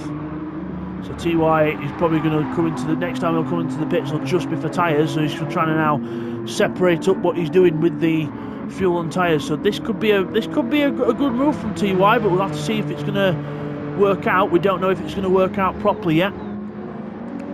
So back to the tyre squeal. I think it was alright, it's fine. Keith's still in 8th, and TY and JP being pulled along in 10th place. Good stuff. Hugh in 6th into the pits, so Josh pits from 6th place. Tim was quite a bit ahead anyway, so Hugh in the pits in 6th. Down to 2% fuel, so again down to the vapour for Josh. A brand new set of rubber goes on that car, and waiting for fuel. We'll see where he comes out in a bit. Rodders in 7th then. He's on the same lap as these ones, I think. Yes, they are.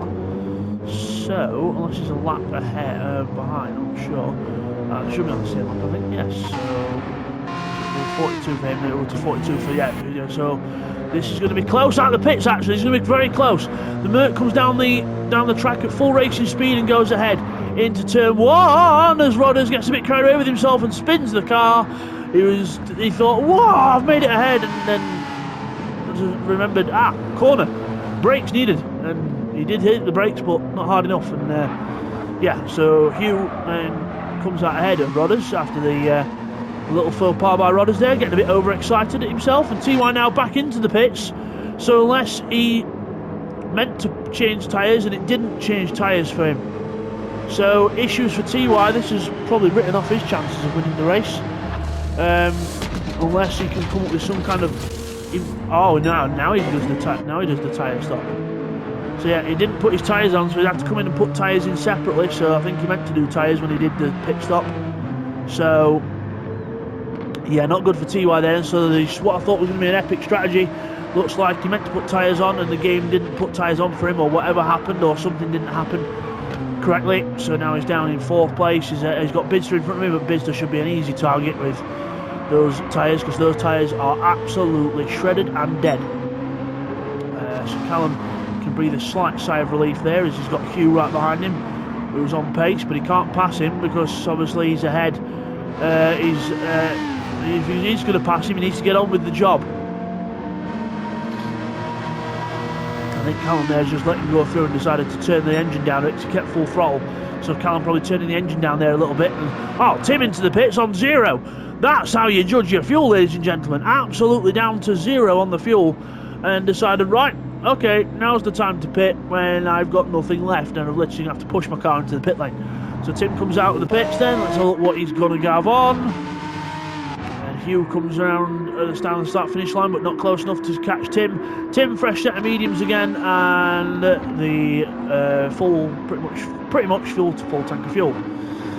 Hugh soft tyres and half tank, so we'll see if he is able to catch up to the Audi ahead. I was right, TY has passed Bidster and left him standing, because Bidster's still not pitted yet from having the dead tyres and no fuel. So Bidster, he's eking out everything with his tyres and fuel. So his last pit stop was lap 35, I think. Yes. It was a penalty in lap 35. So he's been going for a while, has Bids, for a very long while, choosing the stay out on track more and pit less option. Could work. We'll have to see how it develops for him. Meanwhile, talking about that, he's now in the pits now. Fuel's at its lowest, so he's in the pit now. 9% fuel left, and tyres pretty much shredded. So fresh set of car. So the orange pit crew come out for Bids as he makes his pit stop. And a yellow flag there. Did we have a car off in the first sector? Let's have a look. Who's that? It was I think Tempio was just made a mistake there. I think, yeah, he's sliding on them hard tyres, and not surprised, but sliding his way around on them hard tyres. So at least tyre wear isn't a problem for him, so he can just run at 100% all the time. But the tyres aren't the grippiest things ever in the race. Keith still 8th. Let's see if there's any more battles on track that we can keep an eye on. So Callum still runs around in the lead, approaching the 130R corner. Neil's second, less fuel in the car, more fuel in the car for Callum, but again they've got about a 10 or 15 seconds gap there. TY third, obviously having the double pit stop there and to do fuel one pit stop and tyres the other, because I don't think he let him put the tyres on, he accidentally pressed the cancel button with the tyres. So it takes sometimes. Bids are out the pits, soft tyres again, and 3/4 of a tank of fuel, so a bit less fuel this time in the tank for Bids as we get towards that, well, on that 44 on 61 here. So 15 or 17, 16, 17 laps left in this race, not too much longer in this race. It could be the one more stint for Bids. We'll have to see if he ekes it out again, that is. Got a couple of cars close on track. That's TYN. Who's close there? That is Tim and Hugh. Tim is on medium tyres, fresh out the pits on a more or less full tank of fuel. Half tank of fuel for Hugh, and soft tyres. So faster tyres, half tank. He should be able to get through easier as he gets the traction out the corner. Tim's not going to fight it too much, I don't think, and the soft tyre grip propels Hugh in front of the Audi. BMW overtakes Audi, and Tim doesn't make it too hard for him. He knows they're probably on different strats, different tyres, different fuel levels, so just wants to run his own race. And Hugh then ahead at a 158.8 for him, only about just over a second off the fastest lap done by Callum, a 157.721 in the bottom left corner of your screen, or in the left hand side of the screen, sorry. Down to 130R, 156 mile an hour for him, 147 mile an hour for Tim. That's the difference between the heavier and the lighter car, about 10 mile an hour difference in the fast cornering speed, and that's just one corner. So take that over the whole lap for and all the other faster corners around here, and that is a lot of time made up. So still plodding along though, still doing a good job everyone so far in this race. Been a bit more spread out, not really as many on-track battles as we would have hoped for, but still a lot of different strategies in play. And when I mean a lot of different strategies, I mean not everyone has done the same at all. Everyone has done something different. Callum has been going very long on his fuel and keeping going very fast on his tyres, but still the ultimate machine, Callum the Machine as I call him, because he's absolutely brilliant at getting the best out of his tyres while keeping them nice, and also going fast without using fuel. The perfect race, the perfect endurance driver, really, if that's what you want. So Neil Farmack in the Viper, again the Viper using up fuel quite rapidly, but again trying to be nice to his tyres, and Neil Farmack doing what Neil Farmack does best, flat out and just see what the strategy comes to him. Not really do a strategy, just go flat out and then pit when you need to. TY running a bit more of a different strategy in this race. Obviously he had that problem with the pit stop where he had to do one pit stop for fuel and another pit stop for tyres, because either the button didn't get pressed or something happened within the game. I don't know what happened there, but TY not running a bad strat, but obviously having to counteract what Callum's doing and trying a different way of going about things. Bidster going long, Bidster using the long strategy, trying to go for big tanks of fuel and soft tyres and try and just eke out, just try and keep going and spend more time on track than in the pits. Hugh has gone for a mixture of stuff. I think he had the medium tyres on near the start of the race and then went to the soft compound and never looked back. Liked the grip of the soft tyres and kept it on lighter fuel loads, so he basically matched the fuel to his tyres. So tyre life matched with fuel. So not a bad strat for him. It's got him back up to 5th place after falling back a bit at the start. Tim in 6th place, a fairly average run for Tim, medium tyres most of the time for Tim, and averaging still decent lap times and just keeping it nice and consistent there. Rodders running soft tyres and again doing more or less what Neil Farmack's been doing, just not quite had the pace of the top runners, but still keeping it a nice, very nice 7th place, battling with Keith, who was just in the pits behind him there. So Keith dives into the pits, which means that Keith will have a better outlap than Rodders, because obviously, well, he'll have an outlap on fresh tyres, while Rodders is doing an in-lap, probably on the older soft tyres. But that does mean later on in the race that Rodders does get an extra lap tyre life. I'll get my teeth in for that one. An extra lap of tyre life. So it's the to and fro, but Keith's in. He's going to put new rubber on, and he's putting fuel in now. Tempio still on the hard tyres. He's gone for a very different strategy route compared to everyone else. Keeping the he started on soft tyres earlier, or medium tyres, and went to hards, and again he's not looked back, and he's had some penalties, so he's had some laps which have been slower, but 205s, 204s with those tyres on, and going extra long for Tempio on the hards. And Keith out the pits on soft tyres again doing the same as Rodders and what Neil's done, battling with Rodders in this race, but now he's got to have a brilliant outlap on. He's on for just over 3/4 tank of fuel. So now let's see what he can do on this outlap to try and catch Rodders, who will probably definitely be on his in-lap, because he'll not have enough fuel for another lap after this. So Rodders will, more than likely, 90% sure he'll be in the pits this time round. And JP has done a brilliant job in this race so far. He's a bit newer to LPB racing. He's been trying to get to grips with everything, and he's not the fastest driver, with all due respect, not the fastest driver in LPB racing, but he's here. He's putting in the laps, he's gaining experience with every wheel turn, and it's good to see JP in the championship and with us in LPB. He's still with us up to today as well, in 2024, so I can tell you one thing, he's a lot faster, and he's doing an epic job in LPB racing so far. MGR was doing a brilliant job from before as well in the Nissan, just struggled with the handling of the car, struggled with the road holding, and squirminess of the car, probably just trying to overdrive it a tiny bit as well. But MGR, hopefully seeing back in future endurance races, but unfortunately disconnected from this one. So Callum up front then, still in ahead, 204, 5 and 6 last time around. That's quite satisfying laps actually, 600, 500 on lap 46 and 47 there on the right hand side of your screen. Now let's see, Rodders hasn't pitted. Rodders hasn't pitted. He has literally got no fuel left in that car. He is going to run out of fuel on this lap.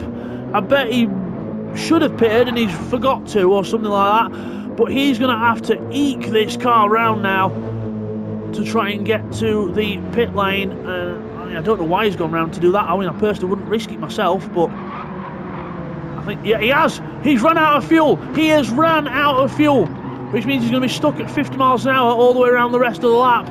So there we are. When you run out of fuel, it puts you to 50 mile an hour, and you can't really, so you don't stop, but you're stuck at 50 mile an hour until you get round to the pit lane. It's like stuck with the speed limiter on. So not good for Rodders there, and Keith is going to absolutely take that 7th place, well, sorry, 8th place, because Tempio is ahead of him. Still going long in this race as well, so Tempio could make a nice comeback from this if he can play his cards right.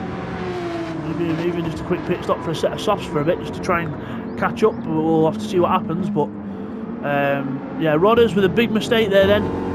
So yeah, stuck in first gear at 50 mile an hour. It doesn't actually make you stop in this game, but definitely out of fuel and a bit of a hazard on track now. As you see on board with Tempio, you'll see the speed difference in a moment. There he is, moves over to the other side of the track, does Rodders there, so he's offline. And Tempio goes past and a bit spooked by that, I think, went a bit wide. And there is Rodders. Neil Farmack in the pits now from 2nd place. You see on that on the top left of your screen. And there's Keith. So comes up to pass Rodders, there he is. So gets the place, moves ahead of Rodders there. And into 8th place goes Keith. So to Neil Farmack then. Neil Farmack 3rd place in the pits, was in 2nd. TY now moves up to 2nd again.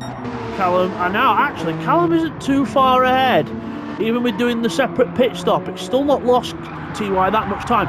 And I'll tell you something, TY's been rocketed in these lap times. 58s and 59s down the board. Callum doing 2-minute 4s, being careful with his tyres. So it looks like TY's I don't know whether he's recently pitted in again for a set of tyres, but he's absolutely yeeting these tyres, absolutely sending the car through every apex, pushing hard. So this could still has got some fight in him. It's not all said and done yet. As we watch TY going around that corner there in the hairpin. Neil Farmack out of the pits, but with a 3-second penalty again. Must have crossed the line on the way into the pits. On the way out the pits. So again, 3-second penalty for him. Bids in 4th. He's recently been in the pits as well. Half a tank of fuel now for him.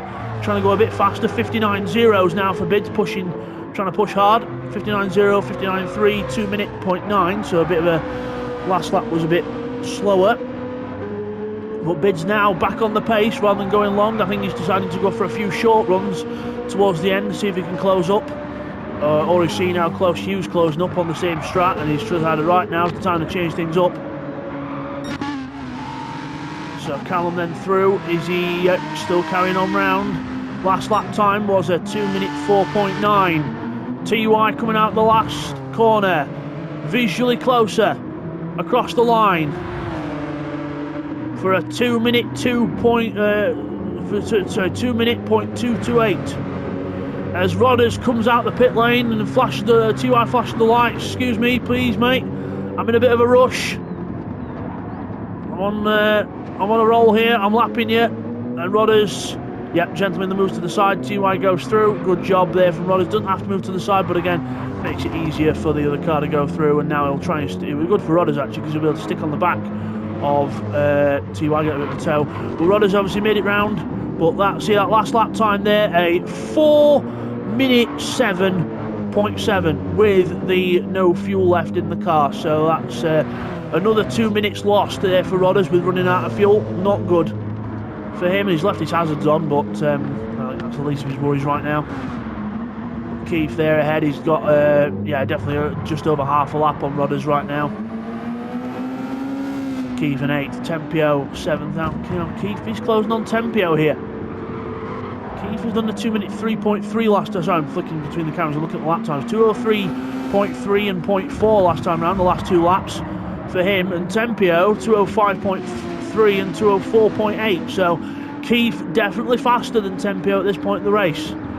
So that could be another game changer. Tempio, now he's going to close up to him. Tempio's lost it, and unlike Bidster earlier, hits the wall and on the inside, and he's now going to try and turn the car around. So Keith will go through, take 7th place. Thank you very much. Tempio with a little bit of damage there as well, and 8th place down to 8th place goes Tempio, and unlucky for him. Callum goes through there. Will he pit this time round? No, he's not going to pit this time round at all.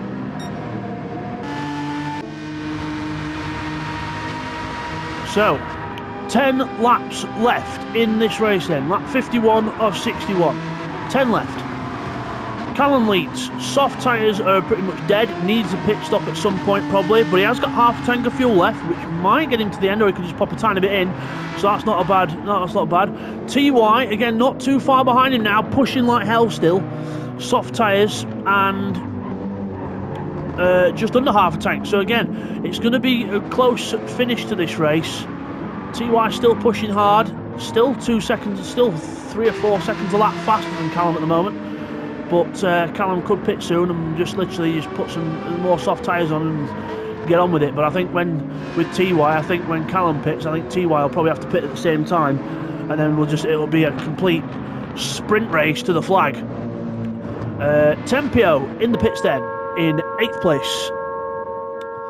The Porsche driver comes in with still 43% fuel left, unless he's going for a soft tyre sprint to the finish. Could be possible. Into the pits. No tyres. So just putting a bit more fuel in to get to the end of the race, and out he goes. So he's sticking to those tyres for the end. Bit of fuel, and off he goes. Rodders behind him in 9th. He's nowhere to be seen. He's a bit further back because he's run out of fuel. Keith is ahead a bit, so I think he's fine, more or less fine to the end. And Hugh is into the pits. He needs fuel and probably a new set of tyres to get to the end. No, just 10 or 11 laps left for them. Obviously, when the leader across the line, all the other cars that have been lapped will be doing one less lap. So it's 10 laps for the leader, 9 or 10 laps for the leader. So will Callum pit this time? Because he needs to pit soon, because he's losing time to TY. There he is. But TY will probably pit at the same time, more than likely. Callum goes round again. TY's pitting now. Now, will it put tyres on at the same time as fuel? Well, he needs to hope it does this. Yep, he's got tyres coming out, I think. So Callum leads. So now I think TY is going to put a new set on, put some fuel into the end and absolutely hammer it, while Callum suffers for another lap on old rubber. Hugh G out the pits behind Callum again. Fresh set of soft tyres and fuel to the end of the race. This is going to be interesting how this pans out. TY's already out the pits, so obviously feels he can get to the end on under the half a tank of fuel that he's left. Fresh set of soft tyres. TY will absolutely be sending this now. Callum into the Degners. He's got Hugh G behind him, but he can't let the car behind face him right now. He's got a race to win. He's got TY to keep behind. Hughes goes to the inside for the hairpin. Should be able to pass him before Callum lets him go sensibly, because he knows that BMW is going to be faster and he could use a bit of the tow to help with the tyres that are going off. TY over the curbs there. Got car wiggling round. He's absolutely pushing this car now over the curb up to the hairpin. TY, he's on the move here. Into the hairpin. Quick check further down the field. Neil, fastest lap of his race, 1:59.9, his personal best. Soft tyres, half a tank. Bidster behind him. He's about a third of a lap behind him on soft tyres, bit worn and half tank. Should be able to get to the end on that. Tim on medium tyres, again same amount of fuel, should be about right. Hugh G, brand new set of softs, definitely got enough fuel to get to the end, I think. Ahead of Callum, who should be pitting in a moment. Keith, again, plenty of fuel for the end, soft tyres. Tempio, keep him with the same set of hard tyres he put on about 12 laps ago, and that are still not worn. And fuel, yep, should be fine. And behind him, he's now got JP closing on him, but he's a lap down, I think. Rodders in 9th, and he's got a bit of damage there. He's just tapped the wall, I think, and soft tyres to the end. JP in 10th, soft tyres to the end, and fuel. Callum then, out the pits already! Callum is out the pits, there's TY! The battle for the lead, and TY goes through! TY takes the lead. Finally takes the lead of the race. Callum now is squirming out the pit lane, he's furious with himself. TY's got past. Now it's going to be a battle to the finish. Lap 53 of 61 in this race. Less than 9 laps left in this race. 8 or 9 laps left in this race. And we've got it all to play for on lap 53. And then, so yeah, just count 7 or 8 laps. 8 laps left in this race. It's exciting. I can't even do maths anymore.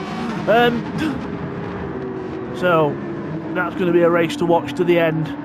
But it is going to be the race to watch to the end. Unless anything else happens, I think we're more or less going to stick with this battle and see what happens.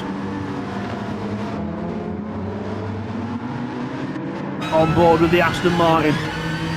Callum versus TY. Aston Martin versus Hyundai. To Spoon Curve, we're side by side. TY holds the inside line. It's 2 hours, LPB, 2 hours of Suzuka, which is based on the Suzuka 10 hours race, replicating that race. The Suzuka, LPB Suzuka 2 hours comes down to the last 10 minutes and 2 cars battling absolutely tooth and nail like it's a 20-minute sprint. Like a 10-minute sprint. Absolutely incredible. Callum goes back through then on the straight with the power of the Aston Martin. TY looks to the inside. No, there's a little feint towards the inside, but nothing yet. Over the curves, spitting flames out of the corner. This is what racing's about.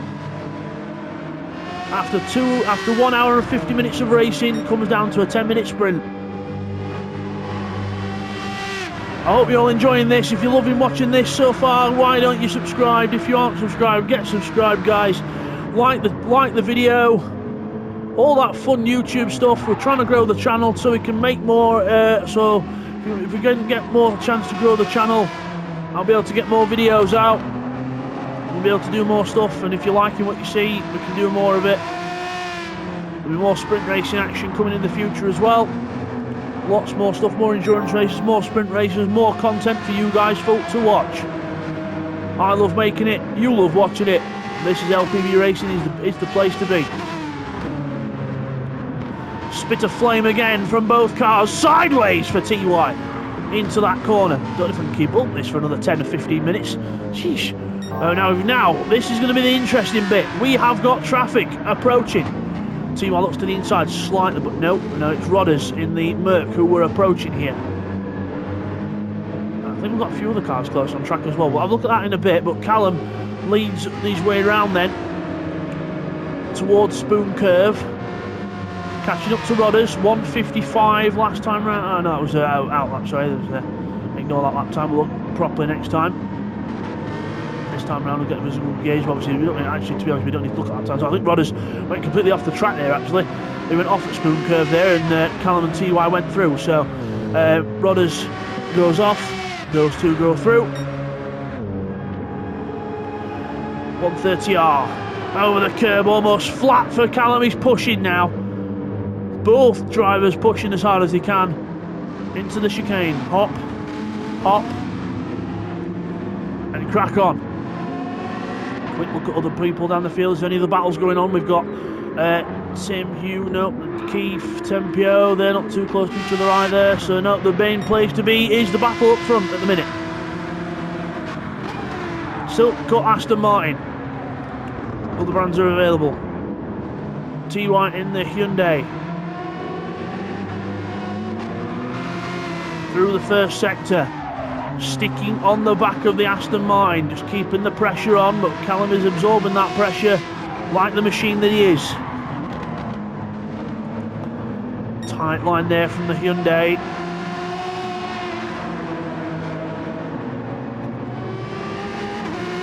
Out towards the Degners. That inside curb can be lethal. That one, but both drivers take it expertly, just a little kiss of the curb, not too much. And sideways Aston Martin out the corner, and so's the Hyundai. Into the hairpin. Oh, JP's gone round. That's an incident. Yellow flags. No one to overtake him round there. JP. He's recovering though. JP. He's recovering, and he's going to let Rodders go through, I think, as well. Let's have a little look. Yes, he does. He lets the Rodders go through, and sensibly rejoined JP with another unlucky spin there, but gets back going in 10th place. So after that distraction, Callum pulls out a tiny little gap. Little half-second gap. Could be all that he needs to just have a breather and just check himself, make sure everything's alright. TY fastest lap of the race. Nicks it off Callum at 57.6 with drafting Callum all the way through those other laps where they were close. Both cars absolutely pushing each other here. Lap 55 of 61 of the LPB Suzuka 2 hours. Cars were randomised and allocated out. Callum got given the DBR9, and TY got given the Hyundai, which has just lost its fastest lap to the Aston Martin at 1:57.064. Now, when I say that TY was putting his foot down, Callum has put his foot through the floor. Absolutely through the floor there. And a 1:57.0 in race trim is incredible. We were doing, I think, qualifying, we were doing mid 56s. That's like on no fuel whatsoever, on vapour. So that is incredible. There's still quarter tank left. That is a brilliant lap there from Callum. TY can't answer that. 57.8 last time round for him. I think TY's going to have to round himself back up here and try and pull out another rabbit out of the hat if he can. Well, at the minute, the magician himself, the magician, Callum, running away with it, and faster again in sector 1 for Callum. Purple again for the Aston Martin driver. These guys have been pushing it fine on fuel as well, but we're not too far off on fuel towards the end.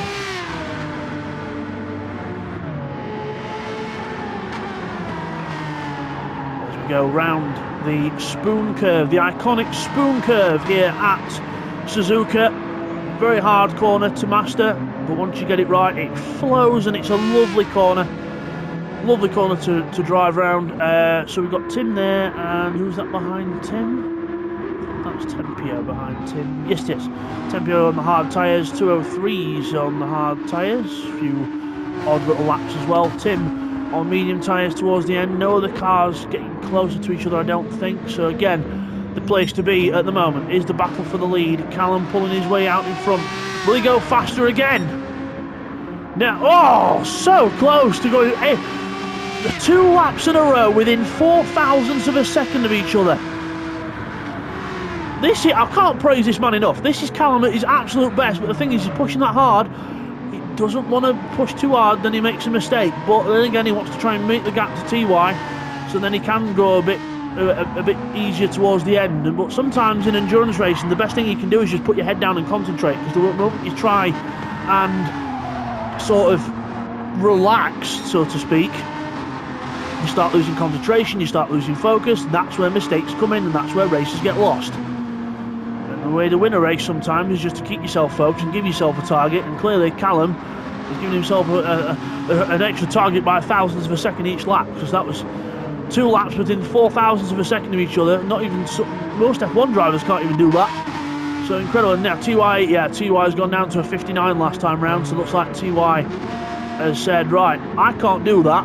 So I'm just going to keep it consistent towards the end and hope that you make a mistake, which is probably not the most unwise decision for TY at this point. Tim in 5th, and behind him Tempio closing up, I think, a little bit there, as we've got 2 cars around the hairpin together. That's Rodders and JP. Are they on the same lap? No, Rodders is a lap ahead of JP there, yeah, because JP went off earlier, and a lap was gained from by Rodders, so JP loses a lap there. So leader then on lap 57 of 61 in the LPB Suzuka 2 hours.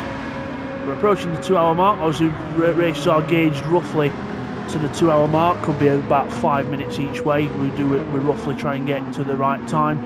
Obviously depends on the amount of pit stops we make, on the amount of stuff that happens and whatever, and spins and whatever. Not everyone can keep it consistently good, so we might run over 2 hours a little bit here, but we're still going to be not too far off that at the end of this. Into the first corner for Callum, one of the hardest corners on Suzuka, because you're going off that long straight and have to go into a tight corner then and brake while you're turning into a tighter one for turn 2. Turn 1 and turn 2 together. TY now, again another 59.0, keeping it consistent. 59.4 now for Callum, so he's done 2 laps to make a gap, and now matching TY's pace of a 59, now matching TY's pace again. So both cars should have enough fuel just about for the end of the race. Neil Farmack still in a nice 3rd place there, 201.7, 201.4s-ish for him. 59.9 like his fastest lap of the race. Bidster, 2.0, back in the 2.04s again. Did a 1.59 earlier, 2 minutes of 1.59, then went straight back to the 2.02s and settled into his kind of pace. Not really had the top running pace, but top midfield pace, I would say. Again, along with Tim, he's been doing similar pace to Bids, but on the medium tyres. Hugh running soft tyres now, 59's down the board from lap 51 from when he pitted. Good strong pace towards the end of the race, just a bit late, a bit of a late surge, but not quite. Now he is catching up to Tim rather fast by about 4 or 5 seconds a lap, and there is about, I would say that's about a 10-second gap, so I would say in the next few laps we might see Hugh on the back of Tim here, so that could be something else to watch out with towards the end of the race. Meanwhile, Callum the leader through 130R, over the curbs, so hiding it sideways, and TY a bit more careful and subdued through there now, but Callum's still pushing hard then in this Aston. Over the curves for both drivers. Out of the last corner to start lap 59 of the 61 lap race. We are at the 2 hour mark now. It will be another 2 or 3 laps in this race. Obviously remember we roughly gauged it at 2 hours. Obviously we probably didn't expect the amount of pit stops that we've had and all that kind of thing. But good stuff here. TY pulls out there. So we got the last lap times 59.9 for Callum, 2:01 for TY. So again, both lapping the roughly the same lap times with a couple of tenths of each other. TY's fuel lights just come on. And it looks like Callum's might do as well. So both cars might have to do a bit of fuel saving here to get to the end. Especially TY might be slightly underfueled here. Neil's good. Bids's good. Tim's good. Fuel-wise. Hugh's good fuel-wise as well. Now, yes, he is catching up to Tim. There's Tim, 2:03.0 last time round, so he's putting his foot down a little bit. He knows that Hugh's closing up to him now. Hugh 2:01 last time round, a bit slower than before, but still 2 seconds a lap quicker, 1.5 to 2 seconds a lap quicker than before. Love Rocket Rods and JP close together, but remember they are a lap apart in this, so Rodders on lap 57, JP on lap 56. But they still might have a little battle towards the end for a bit of fun, but we'll see what happens. 2:03s now. Now, just a little thing for Johnny. Obviously, I said earlier he was a bit of a newer LPB racer and not as experienced as the other guys, still getting used to things. But look at that, lap 53, 54, 55, 2:03.0, 2:03.0, 2:03.5. Half second between the 3 laps. Pretty good job there, JP. Keep it up. So through 130R. Hugh G in the pits, doesn't think he can get to the end on the fuel, or he's coming in for some tyres. I reckon he should have kept going and catched Tim, but unless you don't think he's going to get to the end on the tyres, whatever, but shouldn't really be pitting at this stage, especially with the leader on the penultimate lap of the race, and it's going to be very close with the front runners on fuel, but they might just make it if they save a bit more. 2:01 for Callum, 2:01.1 for TY, a second down that time round. I don't know why Hugh G's pitted there, unless he might want the fastest lap of the race here. He might be going for a crafty fastest lap. I'm not going to catch Tim, so I'm going to go for fastest lap of the race. Could be a good idea. Oh, car off. Car off. Who's that? Tempio. Tempio's off in 8th place. Tempio's off. No one around him really, so it's not really lost. Oh, sorry. Not lost in many positions really. Callum goes through there, lets Callum go through in the Aston, and he carries on. Tempio in his 8th place. Team White still not too far behind Callum, but still. Oh, half a second penalty now. That's his chances of catching Callum gone, unless Callum gets a penalty himself at some point. But TY then a penalty there, and that's not going to help his situation. And there's Hugh G not too far behind, looking to try and get fastest lap of the race.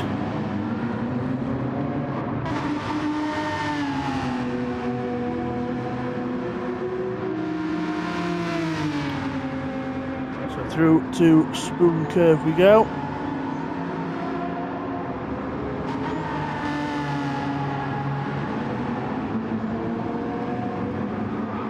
So that's the drink there. So, so Callum leads the way still. TY now serves his penalty for the track limits. There he goes. And Hugh G will probably close up a little bit. Hugh G's backing off. I think he wants to have a draft for the fastest lap or something like that. I don't know. Playing some kind of game here to try and get fastest lap.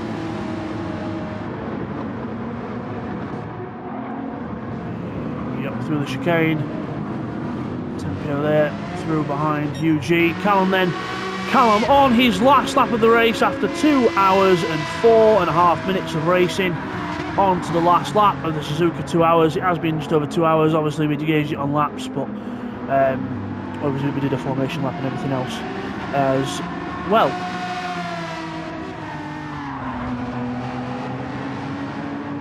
So there's Callum through there's TY.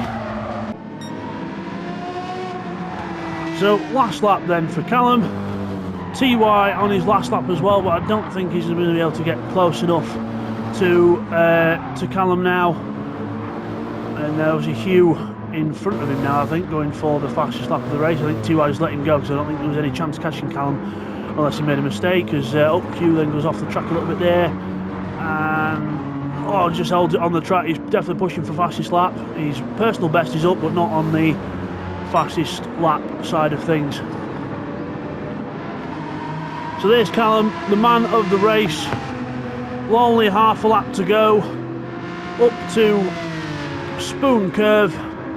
And then to make his way back round to the start finish line, running more or less on vapour now, but I think he'll be able to get back round. He should have judged it okay.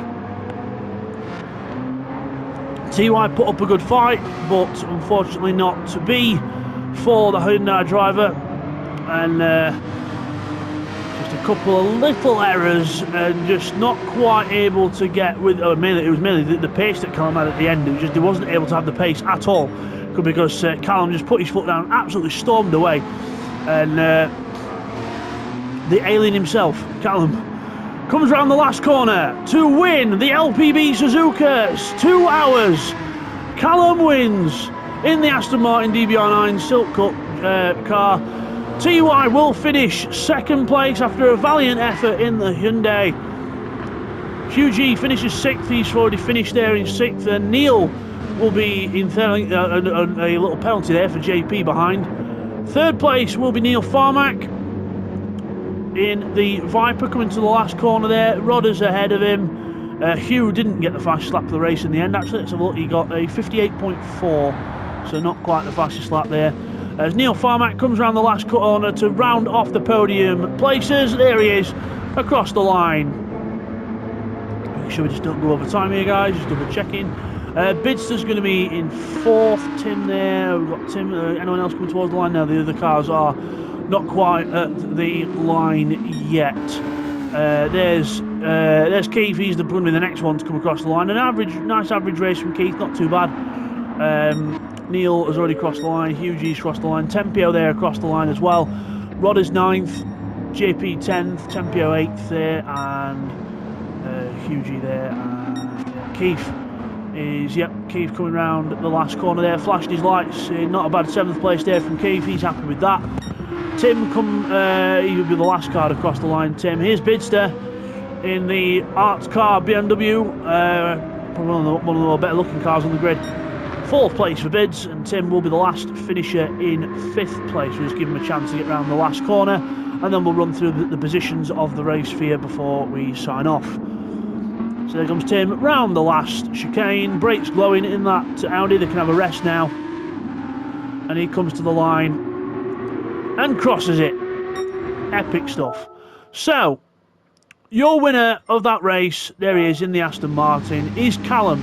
Callum is your winner. An epic race there by Callum in the Aston. TY there in the Hyundai in 2nd. Neil in the Viper in 3rd.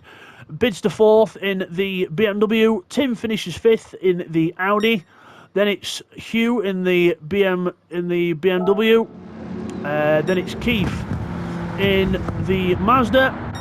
Tempio in 8th in the Porsche. Rodders in the Mercedes there, in the blue Mercedes there in 9th. And then we have 10th for JP in the Alpha after obviously MGR disconnected. So that is your positions for the race. Your winner again there is Callum. And we will see you guys all next time in the Endurance Series in the LPB Super Season for the Daytona 2.4 hours. We'll see you then. Take care, guys.